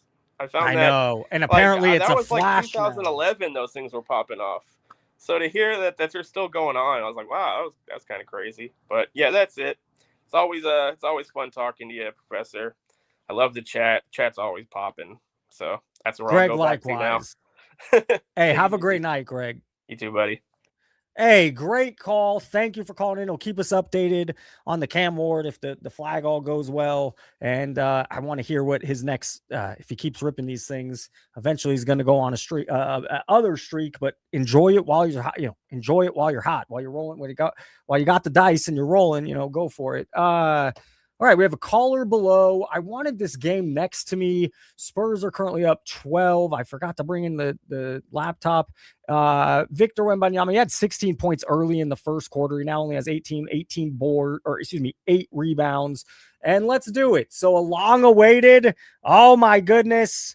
I have so much more to get to, but later, Mr. Brian Gray has officially made it. How you doing? Hello, sir. My apologies for my illness a few weeks back. I slept and overslept, and we had a great talk afterward. I'm sincere, and I'm sorry I missed you, but I just landed in Dallas like 20 minutes ago, and I moved my hotel close to the airport just so I could get on and make sure I didn't miss it. Hey, now. And then I in our conversation, I mentioned I'd love to have you on the collision. I think you're made for the collision, so hopefully, if it works out, you could get on the next hobby collision we have. Sure. So What's I want to talk to you about, because I assume you have an opinion about this Leaf being sued by the NFLPA, but do you have any topics you want to throw out? I mean, I can't really comment on anything while I was there, because obviously you know how it is. Once you sell a business, you got NDAs and stuff. But obviously, I mean, there's some debate how you're allowed to use players, and I think it's just hard because no one knows what the rules are. I never knew what the rules are, but this is going to be a challenging situation. I really hope for Leafs' sake that they don't lose, because I think it could be bad, really bad. But I think at the end of the day, you know, I got to focus on what I do, which is just have fun and be retired. And, you know, but I will say that I think it's a bad situation. If they lose, they better win. Do you think if they lose, it's bad because then it sends a precedent for everyone else? Yeah. I mean, this will start to set the standard for what everyone else's rules are going to be too. I'm sure that's a piece of this, is just laying the groundwork. But this has been a topic. I got threatened by leagues many times over the years. So I've been threatened plenty of times. What about, I wanted to, I was going to play this Burbank cards, they just feel like I don't know if you have insight to this, but I'll throw it out there. I think shops are a little upset at the amount of allocation they're getting right now. Yeah. I mean, it's a challenge. I mean, the breakers are getting a lot more product. There's no doubt about it. I mean, in fact, I've been fighting to get product for my streams. I can't even get product for my streams. And I'm friendly with Fanatics. I can't get one case out of them of everything. I'm having to fight to get one case of every other thing. So, at the end of the day, it's just, it's frustrating. I get the frustration. The problem is these high-priced products. I mean, not that they're high-priced because Topps made them that way. They became that way. Or you can blame whoever you want. It doesn't really matter. But the prices are so high now, the average person is not walking into a store and buying a box. They're just not. The average guy is not. And the ones who are, the average person who does is going in to try to buy it cheap to flip it. I mean, that's a reality. A lot of guys are going into stores trying to buy boxes to flip them. They want to buy Chrome at the original 500 so they can sell them for 800. Yep. Now, there are some real buyers. And for those guys, I'm sympathetic. You've got to go on Topps and fight for them like everybody else. I go on Topps. And I sit there and press the button and try to get it. I get in the I've never gotten an EQL. Never once. I'm 0 for 18 on EQLs in the last 18. 0 for 18. So there's no trick to it. It just sucks. And I think I've been around the hobby long enough. You think I get one case of everything, but fuck me. I don't get nothing. So I'm like everybody else. I'm frustrated because I run a big streaming channel and I can't get product.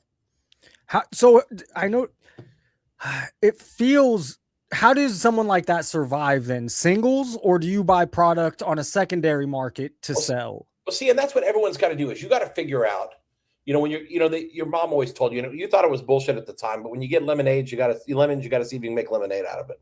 And you were like, Mom, shut the fuck up. This sucks. You didn't really care. But the reality is we got to figure out what we can sell. And so like this week, I went and bought 18-19 flawless basketball, the Luka rookie year flawless. I'm going to do a break with something no one breaks. I broke 2014 National Treasures the other day. No one's broken one of those on whatnot in 5 years. So bless you. You're a little under the weather, huh? Yeah, I was sick this weekend. Luckily, I'm feeling a lot better. But at least you didn't oversleep like I did a few weeks ago. Hey, now. No, but I think it's just you got to find ways to do something different and interesting, and we do that. At the same time. So what is interesting and different? How does that work? I mean, that's the thing. I look for old products that no one else is breaking, or as soon as like the shine comes off of some of these products, I'll bring them back on whatnot 2 weeks later. I'll bring them back 2 weeks later when no one else is streaming them. Like I'm breaking Monday, WWE Breakers Delight Chrome. No one's breaking that anymore. That's long gone. Do you buy that product off the second? Like you have to buy it off the secondary this week. Yeah. Prices come down. So I'm like, okay, now I think it's an interesting item. Not one other person is selling them. So what the heck? I think it's a good market. Now, with that being said, if I'm a store and I get a 3-case allocation, I've either got to buy product and I've either got to buy product at secondary market and have customers hire, or I sell my initial amount. I would probably price it at market, to be honest with you. I wouldn't buy the secondary. I would bring in the first cases, price them like at where dealers are willing to pay. So there's no gap for people to make money in between. But customers who really want it can't buy it that cheap anywhere else. That's how I would handle it if I had a store. But yeah, Burbank's one of the best stores in the world because they focus on singles. Okay, now my push to that is yes, they also have a great, they have the name brand, they have market. Can every shop survive like that. Not everyone is Burbank, I guess. Yeah, no, not everyone is Burbank. And I think, but that doesn't mean we can't aspire to be some version of that, to find our niche and where we belong. You know, I think that's what we have to do as a hobby. And again, listen, I'm not excusing the fact that we can't get product. It sucks. But the problem is the minute we get the product, then we complain about overproduction. Then we say, well, they're making too much. Well, they had to make too much for everyone to get product. And here's the thing. If we all just said, no, we're not going to buy it, it wouldn't happen anymore. Like you said, though, so many people are there to scalp it, pump it up, break it. Conflicted. It's because I hear that argument also of the overproof, we print more, blah, blah, blah. It's too nuanced for me to, it's so new. I'm sure there's a good argument on both sides. It's too nuanced for me to kind of dive in all my thoughts right now on the one argument. Okay, we have a good caller below. At the end of the day, to sum it up real quick, though, we're in this position where I think even the market's confused because I'm a hobbyist too. I'm a collector. I'm the only CEO of a company that's ever really collected, just FYI. So, number one, we want to collect. People who want to truly collect. We want prices like the old days. But we don't want product like the old days. We want current hobby at retail prices. That doesn't work. That's what the manufacturers somehow think that the retail product is for collectors, for regular Joe kid, whatever. They think that's for collectors. And that's not what we want. No kid wants that. No, or me as a collector. I don't want it either. I drive an Escalade. I'd love to drive something even nicer. But guess what? When I used to drive a Ford, whatever, I didn't get to drive the Escalade then. I had to grow into the Escalade in terms of like what I could afford or whatever. And I got to drive what I got to drive. And I think it's the same thing. People have to decide what can you afford to collect. And I say quit buying boxes and just buy singles. If you're like agree. There we could agree. Buying cards, I'm collecting now. I'm buying cards. I do buy into breaks for fun sometimes, but it purely is. Hey, we'll get you on a sec. It's purely fun. You know, I'm not doing it. What do you collect? What do you like to? And I buy like I'm buying Grails like everybody else. You know, I buy Mantle rookies. And again, everybody's Grails are different. It doesn't have to be my Grails. I buy gold and green kabooms. I buy Mantle rookies, Jordan Star. You're the one buying those. I buy good cards. I buy Kobe autos from Flawless and Treasures. You know, I buy these cards that I think are just freaking. They're safe. Okay. Can I ask a question? I have a question. Yeah. Because me as a collector, at some point, and Greg just called it, he's not used to having a $1,500 card. That's rent to him. And so at what point, I understand that's collecting, but at some point with that much money involved, it also is there's some, and maybe to some people it's not, but it's a monet. You don't want to see it go to nut. You don't want to see it lose. Like there is a monet at some point. Yes, it's collecting, but it's also flirting with investing when you have that kind of money in it. And I don't know how that feels, but so I'm genuinely asking. I mean, listen, if you're buying the best stuff you can buy, and again, you got to figure, that's the thing. Everyone thinks of Grails. You have to buy what these kind of cards I'm describing, or everyone's Grails are those. But Grail is a very relative term. A Grail could be literally an 87 Fleer glossy. No. I guess, and sorry to interrupt you. It's not just Grail. It's when you have that much money, even if I buy a $500 card, that's good. That's a big one to me. And it's like, I don't want to see it go to 200. There is I do believe in the card, and it's a good chunk of change from, so if you have if someone's going to buy this mantle at 67 or 90 grand, I think is the comp, at some point, you just got that much money. It is a fun little collection. You don't worry about the price at all. Listen, again, I've had my gold and green kaboom inventory would scare most. They'd be petrified. I put over $2 million into gold and green kabooms. Crazy. But I started buying 2 years ago when I realized they were going to lose the licenses. I started thinking about what's going to happen when they can't make these anymore. So listen, it's hard to spend the money when you buy them. But I started selling some, and I'm going to get about $3.5 million for the $2 million. So, it's a lot easier to own them once they've gone up and you feel great about life. Yes, but it's scary. Yes. It's scary. I sold the Wimpy Green for $500,000 2 months ago, and it was a terrible thing to sell. It's worth $800 or $900 now, easy. I could get $800 or $900 in a slap if I had kept it, but I'm an idiot. I sold it for $516. But am I an idiot? Because that's a lot of freaking money. Yeah, and you never know. And by the way, for chat, I'm in a hotel room in Dallas. This is not my house. Clearly, you would see a different environment in my house. but I appreciate all the banter and especially the Peter Griffin comment. Where's the microwave? No. There's one in the kitchen here. I could turn running this joke. around, but I got like a little 2-bedroom hotel just that I'm staying in for. I had a nice hotel and I changed to a weaker one just because I want to be close to the airport and not miss this. Brian, that shows you I'm staying in a Hyatt house, which is not my normal way to stay, but I'm staying here because it was 5 minutes from the airport. And you came a little early too, so I appreciate. I'm going to throw Jay on with us for a minute. He breaks AEW on Whatnot. He has great energy. Jay, good to see you. Hey, baby, can everyone hear me? Loud and clear. Hey, what's going on, Brian? I love your energy too. Yeah, Thanks. Good to see everyone and good to talk to everyone. I was listening to what Brian was saying about finding ways to, make it work. And obviously he's a little bit bigger operation than me doing AEW and just being a one-man team here. But going against the grain, there's so many people breaking the WWE, so many people breaking the new 2026 allure of AEW. I started doing the 2022 metal and people love it. A little bit lower of an option, but you're PMG hunting. So finding those different ways to go against the grain. And I was listening to what you guys said about Leaf earlier too. I just want to say, I think that they have a real great thing. Now, obviously it stinks if you get caught up in any sort of, legalities, and no one wants to waste that time and energy, as much as they don't, especially.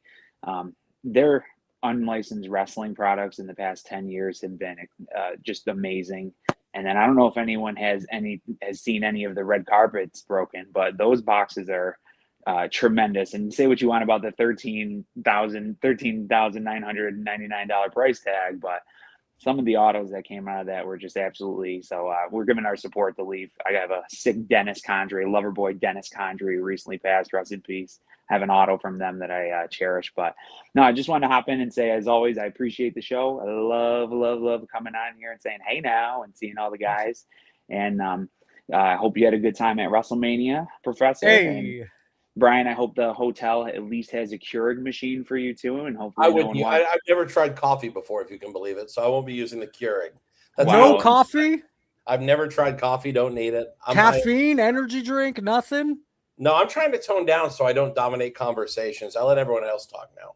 Brian sounds like he had That's about a problem 15, I have too. Sounds like he had about 15 Celsius in here too. So he's speaking my language because we're all about that energy. But now the other thing I wanted to say is that the new 2026 AEW Allure is just absolutely fire. It averages around $120, $125 a box. And I think out of a case, let's say it's a nine box case, I think you're going to get eight, great boxes, and maybe one of them might be a little bit of a stinker, right? But 5 numbered cards per box, absolute, all the stars of the company, great inserts. And more recently, the 2025 game used SP, which is huge for the Michael Jordans, the old Jordans, right? AEW did a game used SP, and the John Moxley fork, which was used in a match and stabbed against Hangman Page's head, was actually recently hit. So just giving you guys a little AEW update. That was great. From You're welcome. Call in anytime. We love you, baby. I just want to leave with one last thing and say I see OJ and he's scared. Woo. I told you he's good. He's a fun call, and he knows get in, get out. It's great. He said something interesting though about how he likes Leaf, and I think at the end of the day, I don't think you can complain about a Fanatics having all the licenses if you don't support the other guys. Because what's going to happen is if you don't support the other guys, whoever that is, you can pick who you like out of that, whether it's Panini Upper Deck, Leaf, Sage, Wildcard, Super Break, whoever it is, I don't care. But if you're not supporting those other companies, you're not speaking with you can not buy tops, but it doesn't make the future competitors viable. And that's the thing. We have to support, and I do support. I'll go on streams and buy these other companies' products just to support them because I want them to be around for competition's sake. Because I think these companies make tops be better. I do believe that. Yeah, that is how competition works, and that's what's a little scary. I want to go back for a minute. Do you think we were talking about prices and this and this? And I know in our conversation, you're like, it's never. Do you think the model could change? Do you think allocation could change or prices could change, or this is what it is? I'm scared because if it changes, it's because we have a macroeconomic collapse that's going to make people scared. And that's what I'm scared about. I mean, I'll be honest. I'm short stocks now in the last 3 days. I am petrified about the world economy. I think we have a big fucking shoe about to drop and it's going to hurt. And I've been thinking that for a year, and I've been wrong for a year. But I think I'm getting closer to being right. And I see Michael Burry, when he said that, it made me feel a lot better. You know, it made me feel, yeah, that sucks. These fucking redemptions. I saw a Shohei Ohtani redemption from 2018 from Panini. He's a Topps exclusive. They are never getting that card. There is no fucking way Panini should not have done something to get that off their books. That's ridiculous. Like, it's enough. You lost all the licenses. Go figure it out. Like, it's amazing. Someone just mentioned the redemptions. It's horrible. And I know it's hard to support companies when they do that. All I'm saying is, if all these other companies don't stay in the business and they somehow go away, you're not going to have any choices forever. I'm glad, Brian, thank you for calling in. And Brian did want to come on. He reached out and we roasted him last time. He took it like a champ. We had a great conversation afterwards. Yeah, they love it. It's great. And you said you didn't care. You said bring it. So it's all good, What's right? funny is one of them said something about cans of Coke. I haven't had a sugary drink in almost 2 weeks. And I cut that shit out. I lost 20 pounds. You can't tell. Obviously, okay. There'll be comments in chat. Who can fucking tell? But at the end of the day, we got to start turning it around. Yeah, I'll see Joe this weekend. Someone asked about Joe Clemens. One of the best eyes in the business. Definitely one of the best eyes. Why does he want to ask about Joe Clemens? I'm sure it's not. Well, a long time ago, Sports Card Radio spewed this thing about how Joe Clemens had the Black Label connection at Beckett. And he could get Black Labels on demand or something. Oh, that was Joe Clemens. I remember that story. Yeah, but see, that's not even true. I mean, it's so far from true. What they don't know is that, first off, a lot of the cards were like manufactured cards we made, like we submitted Valiant. So there's a lot of Black Labels. But when he did, he'd go by Alan Ginter. He was a former grader. He knows what to grade to get fucking 10s. You grade Alan Ginter. You grade Topps now. It's still incredibly rare, though, right? I mean, no, incredibly rare. Not if you know what to grade. But he also, you have to remember, he's a grader. So he'd go through 100, and it wasn't great cards. It was like Alex Bregman, Alan Ginter rookie. It's a $1 card. But he'd go through 100 and pick out 6 that should Black Label, and he'd get 4 or 5. But he'll be in Dallas, and anyone who wants to come up, I'll be set up next to him. They actually put me next to him because we're old friends. And you can definitely come by and show him cards. He'll show you. He's the eagle eye. But with that being said, I'll also tell you that when we had an Upper Deck lawsuit, we had a lawsuit with Upper Deck. We were suing each other. Beckett and Joe Clemens testified under oath that there was never anything to look at.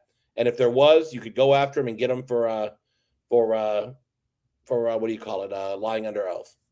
You could go get him for that. But everyone testified under oath. There was nothing there. And that was on the record, sworn in under oath. Ham asked a good question: how to create competition and can Leaf win the loss? I think you're kind of staying away from the Leaf. I don't really want to get into the actual details because I have pretty strong opinions, but hey, we want that. Well, but here's the problem. Like, they're my friends. I want them to be successful in the industry. At the same time, this is not going to be a cakewalk. This is going to be a challenging situation. But with that being said, these companies, and again, someone in chat said, well, they're worthless anyway. They're not licensed. That's just so fucking stupid. To say that is stupid. Is 81 Topps Montana worthless? Because you also get a huge discount. I mean, that's Topps, but you also get a huge discount. Yeah, you're not paying. 81 Topps Montana is not licensed. No, I know, but it's still 76 Topps Walter Payton is not licensed. I hate that, but they're still Topps. But hold on, it's either licensed or not licensed. Like, if they're not, but I mean, the problem is if they're unlicensed, they're not worthless because they're unlicensed. But the dynamic then it was 81 is the only Montana to collect. It's the only. So in 2012, when Leaf made the only Yasiel Puig rookie that year. Oh, he just. But is that okay? Because Leaf was the only guy that made him, or all these college deals they have exclusives on, where they're the only company that makes cards of DJ Lagway. Does that mean that DJ Lagway that it's okay that it's unlicensed? Because that's your only choice. I mean, if it's the only rookie card, but it's also hard to go back to 81 and compare to modern, I guess. I don't. This guy collection firm really likes me. He makes up stuff all the time. No, he's great. I'm going to answer that idiot just because that gentleman, because I want to address it. He says something about fake autographs. Ari Lehman, the guy who played Jason, signed stickers for a product. And then he saw the cards and said, I didn't sign those cards. Of course not. You signed fucking stickers, idiot. And then he signed more stickers for us. He apologized, took it down, and signed more stickers. So it's just people are so stupid. They don't know, but it's okay. They just don't know what they don't know, and that's fine. There's a lot of things I don't know. There's a lot. It's also hard to believe things in 2026, not just just everything's misinformation. It's hard to know what's real, what's not real. It's just, I don't know much of this story. So but I'm not saying you're wrong or he's wrong. I think it's hard to know what's viable and not. Yeah. And listen, at the end of the day, that's one of the problems we have with social media and influencers is some people, and again, opinions are one thing. Saying things as fact, that's wrong. That's just wrong. When you say things as fact and you're not truthful, that's just wrong. If you say things as my belief is, this looks funny to me. Like, I don't like the way, like, I'll tell you what I pulled. I pulled a Nolan Ryan autograph in a product the other day, and he made it really small. I don't own Leaf. I wouldn't sue you, dummy. But, like, anyway, it's a small Nolan Ryan autograph. He did tiny, and I was like, why the fuck would he do it that small? It didn't feel right to me. So you know what I did? I called Nolan Ryan and asked him if he signed it. What the fuck? All right. And he said yes. Oh, okay. And he said yes. But like, I called Nolan Ryan on the fucking phone and he said he signed it. But if you saw that autograph, you would have said, that's weird. It's not like the Shaq cards from 2015 where Panini had secretarial autographs. Hey, those Helen Keller autographs are kind of weird. But Helen could sign her name. I saw someone say that, but she knew how to sign her name. She knew how to write her name. Beethoven could play the piano. I just can't imagine there's a ton of those autographs still around. Yeah, you can buy them. They go in auction. Like, the thing is, you can buy those cuts for like $800 or $900 because she wrote letters. Let me ask you okay, that's perfect. She wrote letters. Isn't it crazy? Like, you can buy, I think I saw Bruce Lee auto for X price, but as soon as you put it in this little card, it sold for like 80 grand. And it just, these autos without it's crazy. It is crazy, but you know what? Here's the thing. People collect what they collect. So, like, when you put it in the form they collect it, like, it's something they want to collect when it's in the right forms. And that's what, like, I was very big in making cut signatures mainstream and standard. And I can tell I was a big part of that movement, especially with celebrities. I was the first guy to really do that in a monster way. But I'll tell you that people want to collect trading cards. But they don't want to collect documents. If they do, they already buy documents. Okay, that's fair. Where the disconnect comes from me, and I'm hoping you are in the other camp. So I want to learn from this is when you put 80,000 into a card, I have a hard time calling it collecting. It's never been like that's a new thing in the past decade, and it's just a shitload of money to call it collecting. It is tough, but again, I mean, there's a lot of us collect different things, and I just say. Everybody's got their price ranges of what they can afford. Yes, I think it's crazy that a Helen Keller cut sells for 10 grand when it costs them 800 to buy the cut. That's probably high. But is it 3,000 or 4,000? Is that too much? I don't know. If it's what you collect in the form you collect, I don't know that that's wrong. The price is crazy. That's all. I'm not saying it's wrong. I just have there has to be some sort of, if I put 80 grand, I expect this card to stay 80 or go up. I don't want to lose $40,000 on it. I would never buy, just so you know, for my collection, I would never buy a card like that. That to me is, what we call those cards, like really sharp dealers, and I hate to use this term because people love it, is it's a sucker card. I and other dealers have called those cards sucker cards because when the guys go pay those obscene prices, it has nowhere to go but down, with rare exception. Every so often, one of them becomes ridiculous.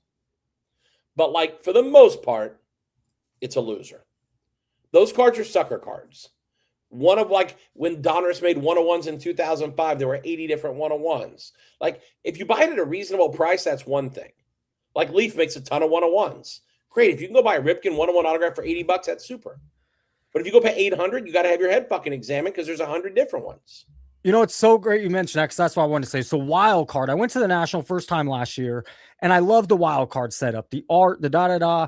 Then I heard the prices. Then I saw what's going on. They have just one of one Caleb Williams thousands of times. And so it doesn't create that competition. I want to go back. How can these – this clearly is the business model to compete. How can people compete, with this powerhouse of fanatics? I mean, listen, these card companies are still making a lot of money. I mean, I can't speak to exact numbers, but I do know numbers for big companies. I will estimate that Panini, not even trying this year, is going to make $300 to $400 million. Not even trying. If they try, they'll make $600 to $800 million still, with no licenses except soccer. They'll make okay. But what's funny is Wildcard Leaf Those two companies, I'll guarantee, are making over $10 million a year. Who is that? Like, who is that wild card? I feel like you have to break.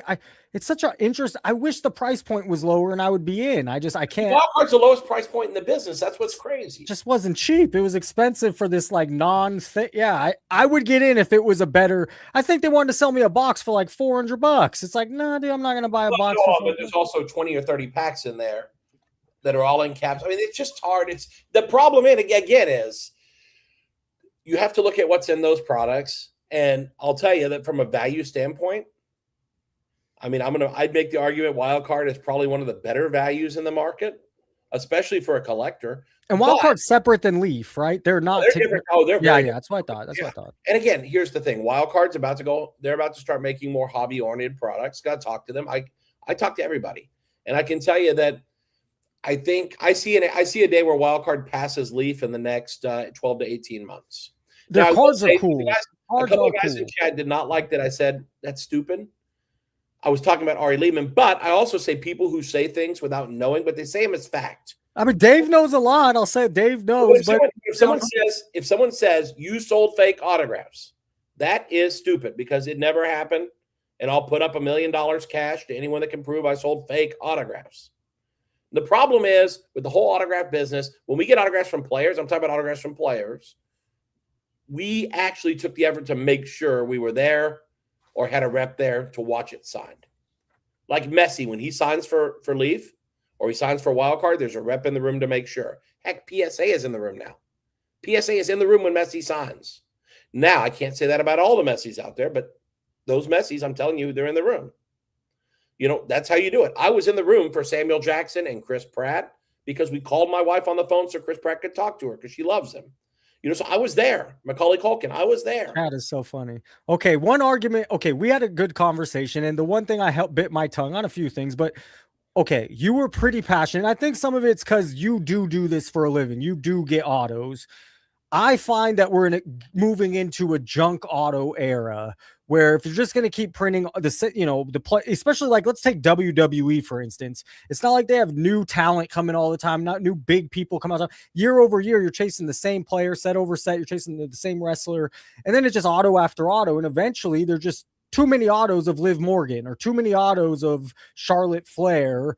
And so I know we didn't go down that route, but you were pumping the auto thing, and it just, god damn, if they're just going to. I agree with you. Now here's an example: Collector Firm. I was sitting with Al Pacino. I've got pictures of me. Oh, name dropping. This guy's a fucking idiot. No, I'm a great ass. I hate to say it, but this guy's an idiot. If he says they're fake, I'll put up. How about this? Whatever you have, you don't have to make it $1 million. Whatever amount of money you have in your pocket or in the safe somewhere, bring it out. How could we prove it? We'll call Al Pacino. Put up $1 million, and I'll get. Hey, let's do that on the show. I'd love that. No, but for $1 million bet, I'll get Al Pacino on the phone. No one's going to do it. $1 million? We're not rolling like that.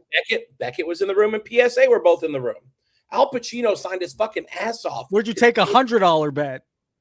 I'm not going to call Al Pacino for $100. But you know what you could do? You could sue Leaf and say they're fake, and then they'll slap you up the ass with them because they did.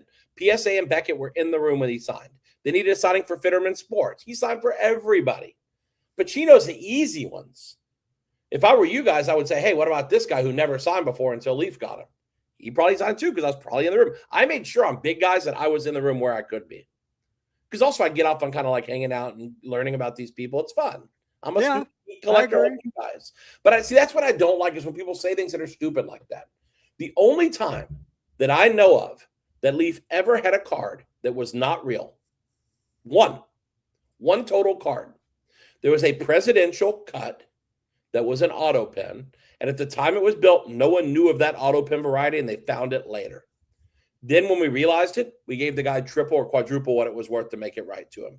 One card ever.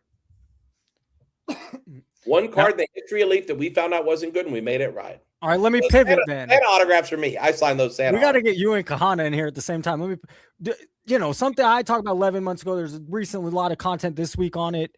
Dude, fake cards is an issue. I mean, the more cards I bought some from China just so I could see them myself. Is there going to be some big scam? I think someone got popped a few years ago for fake PSA slabs, $2 million in slabs. I foresee a scandal or something unfortunate with fake cards coming.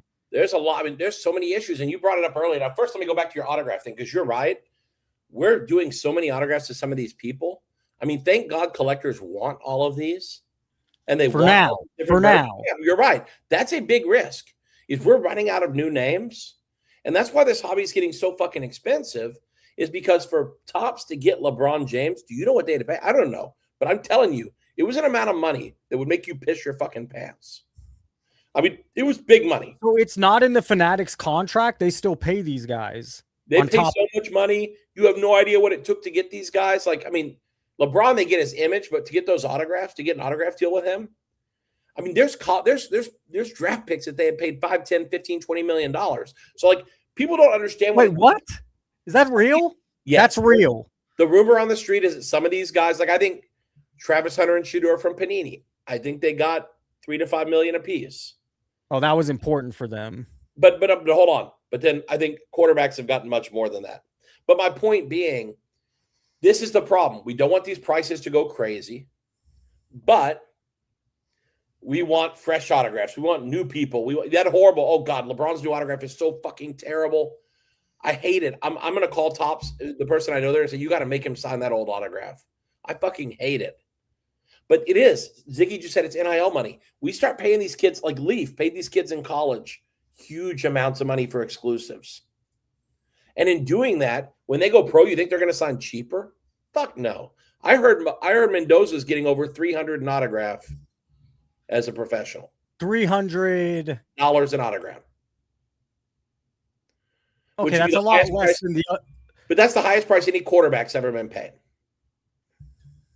No quarterback just for one auto. So imagine the one autograph, 300 apiece, and they do tens of thousands. Okay. So like we're talking about a massive amount of money. But this is the problem. We want fresh autographs. We want the new guys. We don't want the same guys over and over. But then at the same time, boom. Well, I also think it sells product. You have to have that stuff in there to sell product. No, that's it. You need stuff in there, but we don't want to pay the price. And that's the problem, is you can't have one without the other. I got to keep going to collector firm. He gets my attention. I love it. He's the man. If you look at when I stepped down from Leaf, do you not see that was 60 days before I announced I sold it? I had already made the deal to sell it. That's why I stepped down. I stepped down because I sold it for $125 million. But again, collector firm, don't let the truth get in the way of a good story. Please. Don't let the truth go Google it. It's everywhere. What I did. I left because Chevy Chase, again, I can get Chevy Chase on the phone in 1 second. How hard can I push back right now? Chevy Chase is he's drunk half the time. That's when he goes to a show. If you watch, he keeps a bottle of wine with him and he chugs. Will you answer a rumor? I feel like an asshole saying Yeah, go ahead. Though. Ask it. Okay, a rumor is maybe you got like pushed out. Here's the thing. I do not agree with where they were going to go after I sold, and I could not stay under the circumstances. And if you see what they're doing now, you'll probably see why I didn't stay, because it's not consistent with what I do. The way I would handle things is completely different. That's just a fact. Anyone who knows me knows that's not how I'm going to handle it. And again, they've got a different route. They don't do some of the products that I made. It's all good. We're still friendly. It's cool. Oh, you made $125 million, so it's definitely good. Well, no, but listen. I mean, that's all great, but you lose 30% of that in tax plus, and you have some debt on the books you got to clean up, obviously. You don't get all that money. I assumed you shared it with some others, or no? Like, did you? Minority partners. But here's the other thing. It's not even just that. It's the money you make leading up to it. That's where most of my wealth came from, is not from selling the company. But you have to understand, Leaf was making 10 to 25 million a year. So like people, but everyone thinks these companies are little bullshit companies. They don't understand. They just don't understand how big this business is. And these companies are making a fucking lot of money. Right now. Okay, I understand. But this is like so new and now. I mean, maybe you were doing that 10 years ago. There's a lot right now that's happening. A lot. Like collectors got bought out for $700 million. Then Fanatics comes in. So the ecosystem has changed a lot. Will it stay? Crazy. Maybe. And that's why I cashed out, because I'll be honest, I'm scared about the valuations. I think these things are too high. I think the companies are all overvalued. They're all very highly valued. I'm very scared. I'm scared. But I'm scared of the world economy. I think we're about to hit the shit. Oh, I don't think you're wrong. I think we're about to hit the shit. And about as a world, not even just as a card hobby. Now, with that being said, we have tended to perform well in times of despair, because we're an escape and entertainment. Run, Ham. Now there will be some places where we have to give a little bit. You know, there's going to be some things that we'll give. And to me, like if you're speculating on some of these quarterbacks like Justin Herbert, I think you're nuts. He's Matt Ryan at best. Even the greatest, Josh Allen, is great, and he's still, you know, if he doesn't win a Super Bowl, Lamar Jackson is never winning a Super Bowl. I agree with that. That's the thing; they're never going to win. Never going to win. We did 45 minutes here, Brian. That's good, and I hope I let you talk more now. I'm trying to like. This is I think it was a very good conversation. You came in. They like when you come in all heated, but this week we had great dialogue. You did want to mention one. I do want to one last topic. The fake cards. What is, you know? Talk to me a little about fake cards and where you thinking there. Again, I'm a little concerned. I'm a little concerned that some of these things are making it into slabs. I don't like that. I think it's bad. These companies, if they're going to hold themselves out as experts, they better fucking deliver what they promise and be able to weed out the shit that's bad.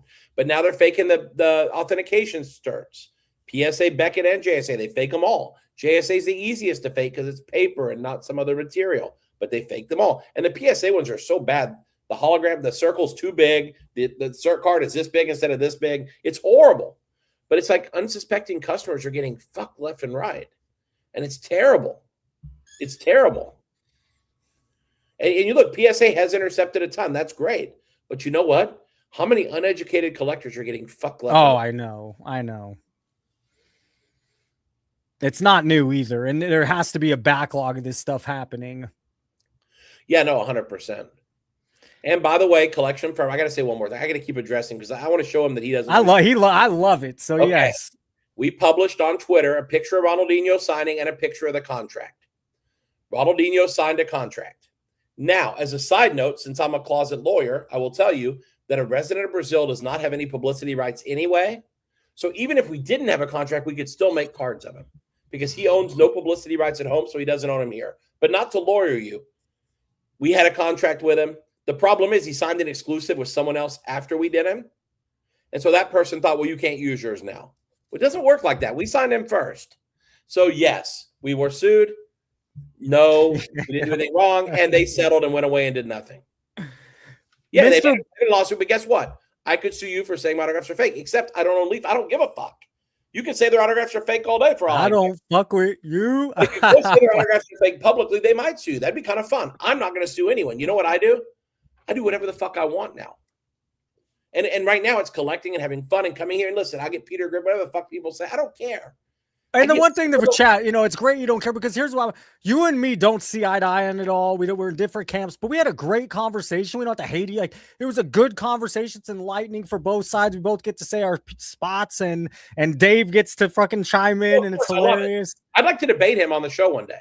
Hey, okay, Kaha. Hey, but I'm going to want to see his hobby resume and see if he's been around. But I want to see if his hobby resume is on the same level, and that's fair. You know, but yeah, I agree. Listen, you know what's funny, collection firm?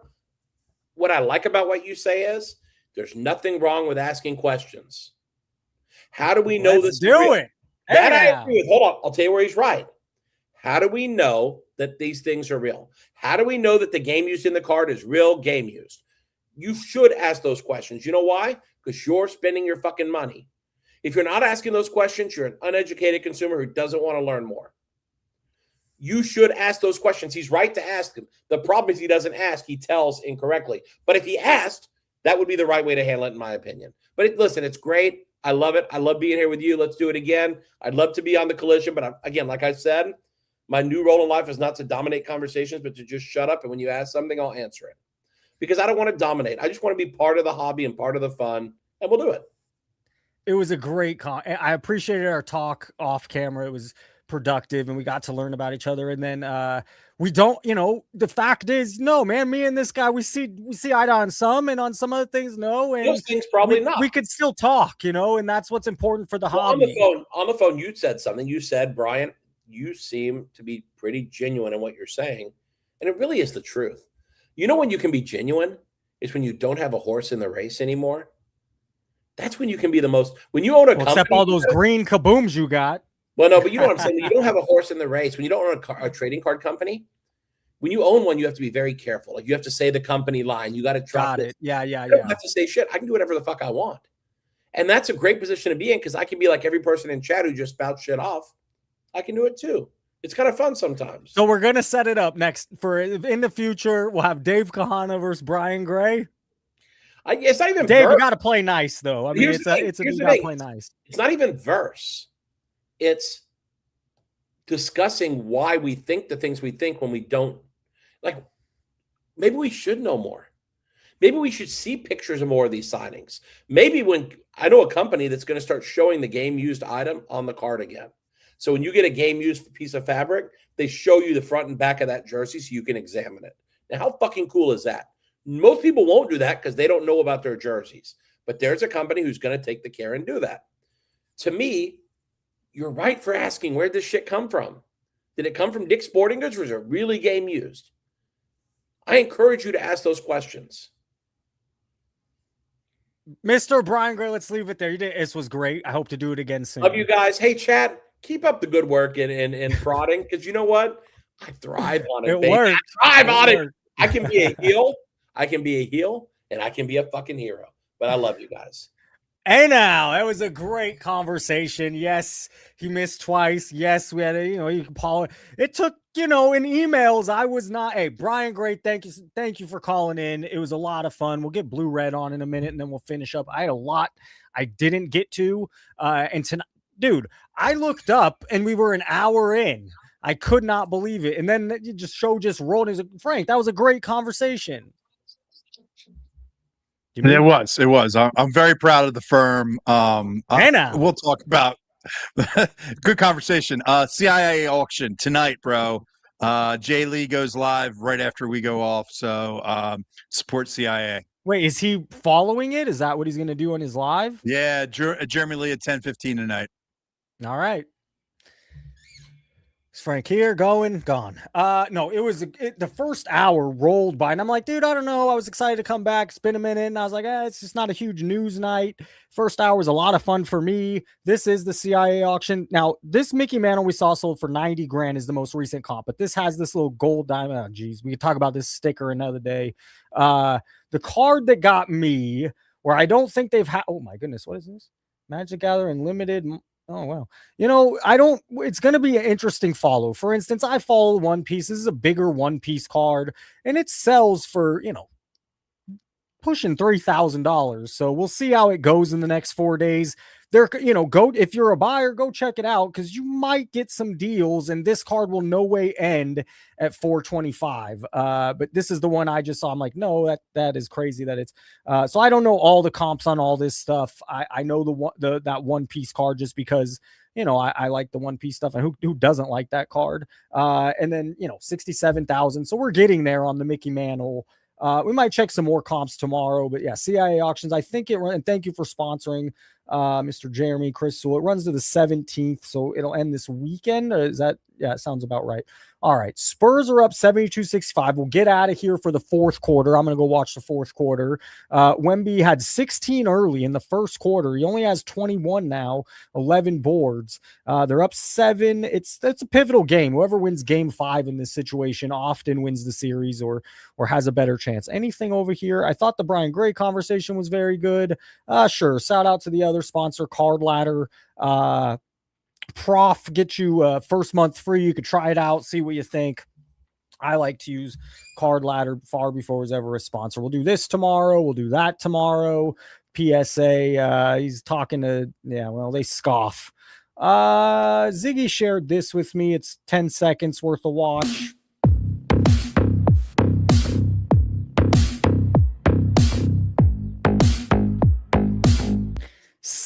Good beat. Same thing going on now. This is where we're at. I don't care. Oh, they're buying the ledge. They're buying this. But that's where we're at. And you see what happens. Burbank maybe tomorrow. The government says you're gambling too much. How much time we got? 7 minutes about. We'll do this. Opening my first, it's not even there now. I had it there for a reason. He's a Magic guy. He opens his first baseball cards. He labels it baseball cards are a scam. We'll just watch them in it. Oh, blue reds underneath. And now we got Ultimate Victory cards. Ultimate Victory normally goes quick. We'll end with blue red. Let's throw Ultimate Victory on. What's cracking? What's up, brother? Great show. I like Brian Gray a lot. He's an honest guy. No bullshit with him. I just need to make a quick take here. Does anyone give a shit about those Tom Brady Expo cards anymore? Remember that, Professor? They were, yes, I do. Those things were like shoved up your ass 10 times over, 24/7. Brady Expos. No one gives a shit. And then they tried to do it with Dan Marino. No one gave a shit about those. And the card I really don't think anyone gives a shit about right now, which, again, it was getting pumped to oblivion. That Wemby Bowman U one, his very first one. And Caitlin Clark's. I remember that. I haven't seen that Wemby card anywhere. No one gives a damn about it. Does anyone even want it anymore? At the time, it's on Golden selling for like $800,000. It's just like, I mean, again, I'm a longtime collector like you. I'm around your age, but I mean, come on. Like, what a scam it is with some of these sets and some of these cards. No one gives a shit about that Tom Brady card. And damn well, Fanatics is holding the one that, is supposedly supposed to be the best one, even though it's the same thing like you were saying. It's the same card as all the other ones.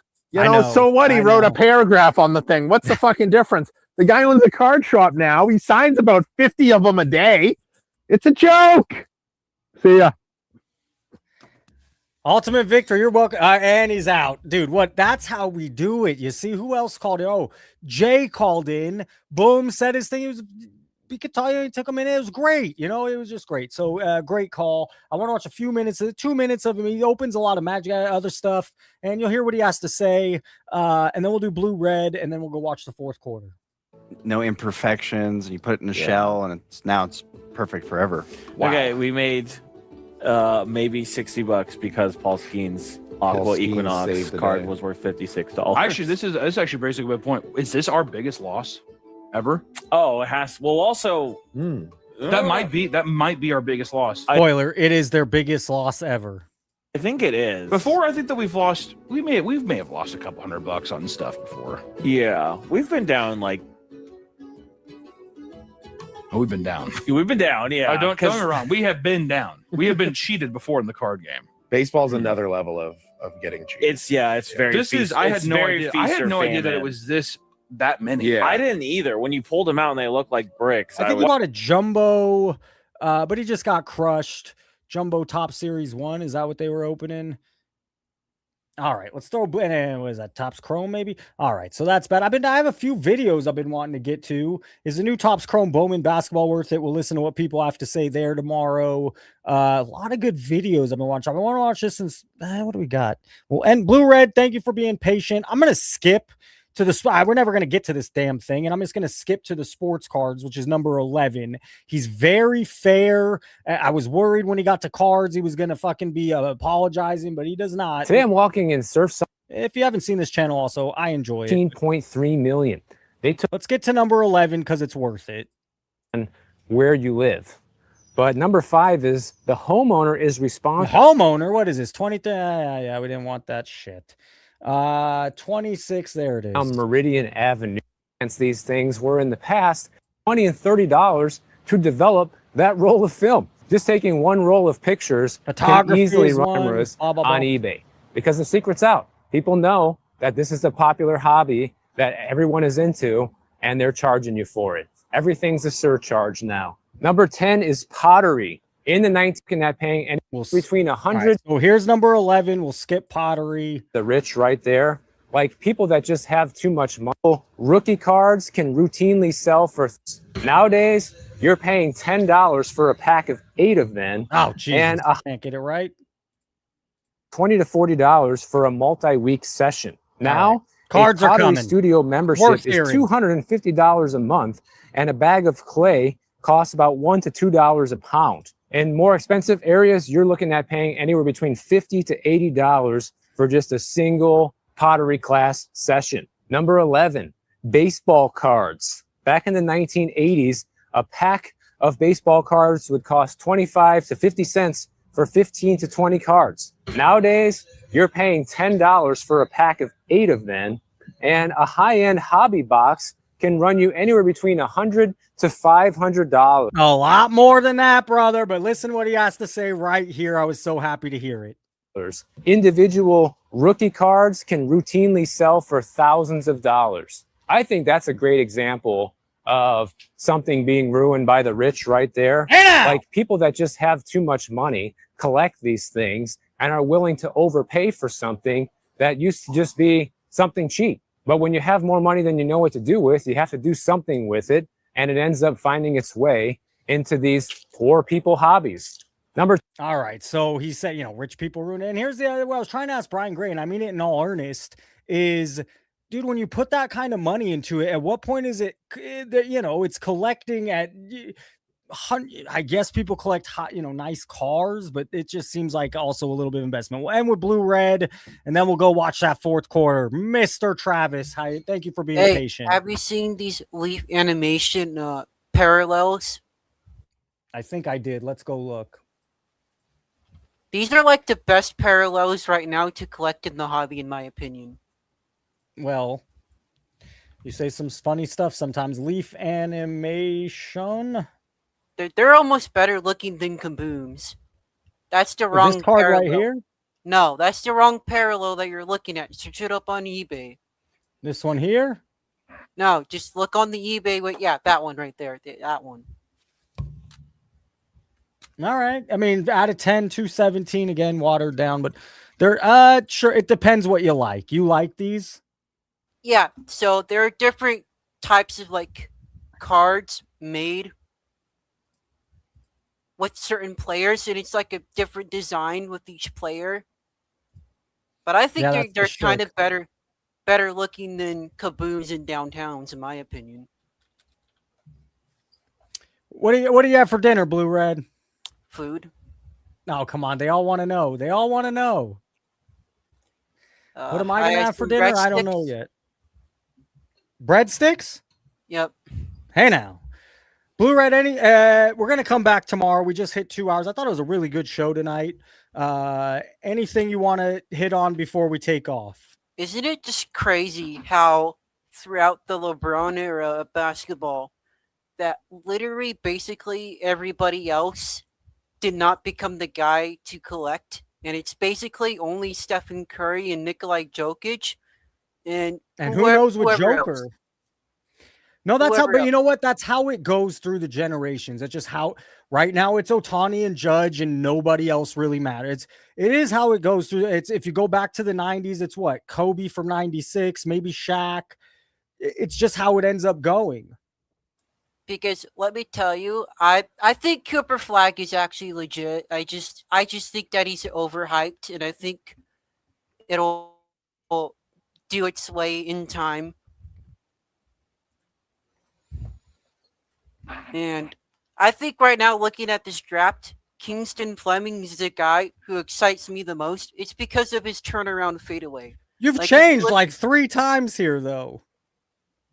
Yeah, but this time I'm actually telling you, if you look at his fadeaway, it's something else. Well, DeBansta's screwed if he goes to the Wizards. Oh yeah, he's definitely is. If Blue you're buying Red, maybe we talk. I don't have anybody to call in tomorrow. Maybe you could call back in tomorrow. Yeah, if AJ DeBansta gets drafted to the Wizards, you're gonna want to buy Kingston Flemings. That's what you heard from Blue Red. I have more tomorrow. I didn't get into a lot. What else do we have for tomorrow? Some good videos I kind of want to throw out. Is Topps Chrome worth it? We did this one. The government saying you're gambling too much. He makes some great points, valid to cards. Look, I had a blast tonight. I needed it. Some interesting news at work last week. Then I got sick, and we talked boxing a little. You let me do some sports. I'm going to go watch the fourth quarter of that Spurs game, which seems like the Spurs are now taking a nice little lead. And I hope you guys all have a great night. Brian, great. Thank you for calling in. Greg, you did great. Jay, thank you. And Blue Red. A big shout out to Frank and Rhonda. Dave Kahana. Hey, you did good. You did good. And I did ask about, maybe getting pushed out. All right, folks. Have a great night. We will do it again tomorrow. 1 of 1. Thank you. Taylor Parker, thank you. Anything else I need to get to in comments because they'll be gone forever. Well, I think we've done it. So, ladies and gentlemen, I'll talk to you again tomorrow. And it was a lot of fun as always. Have a great night.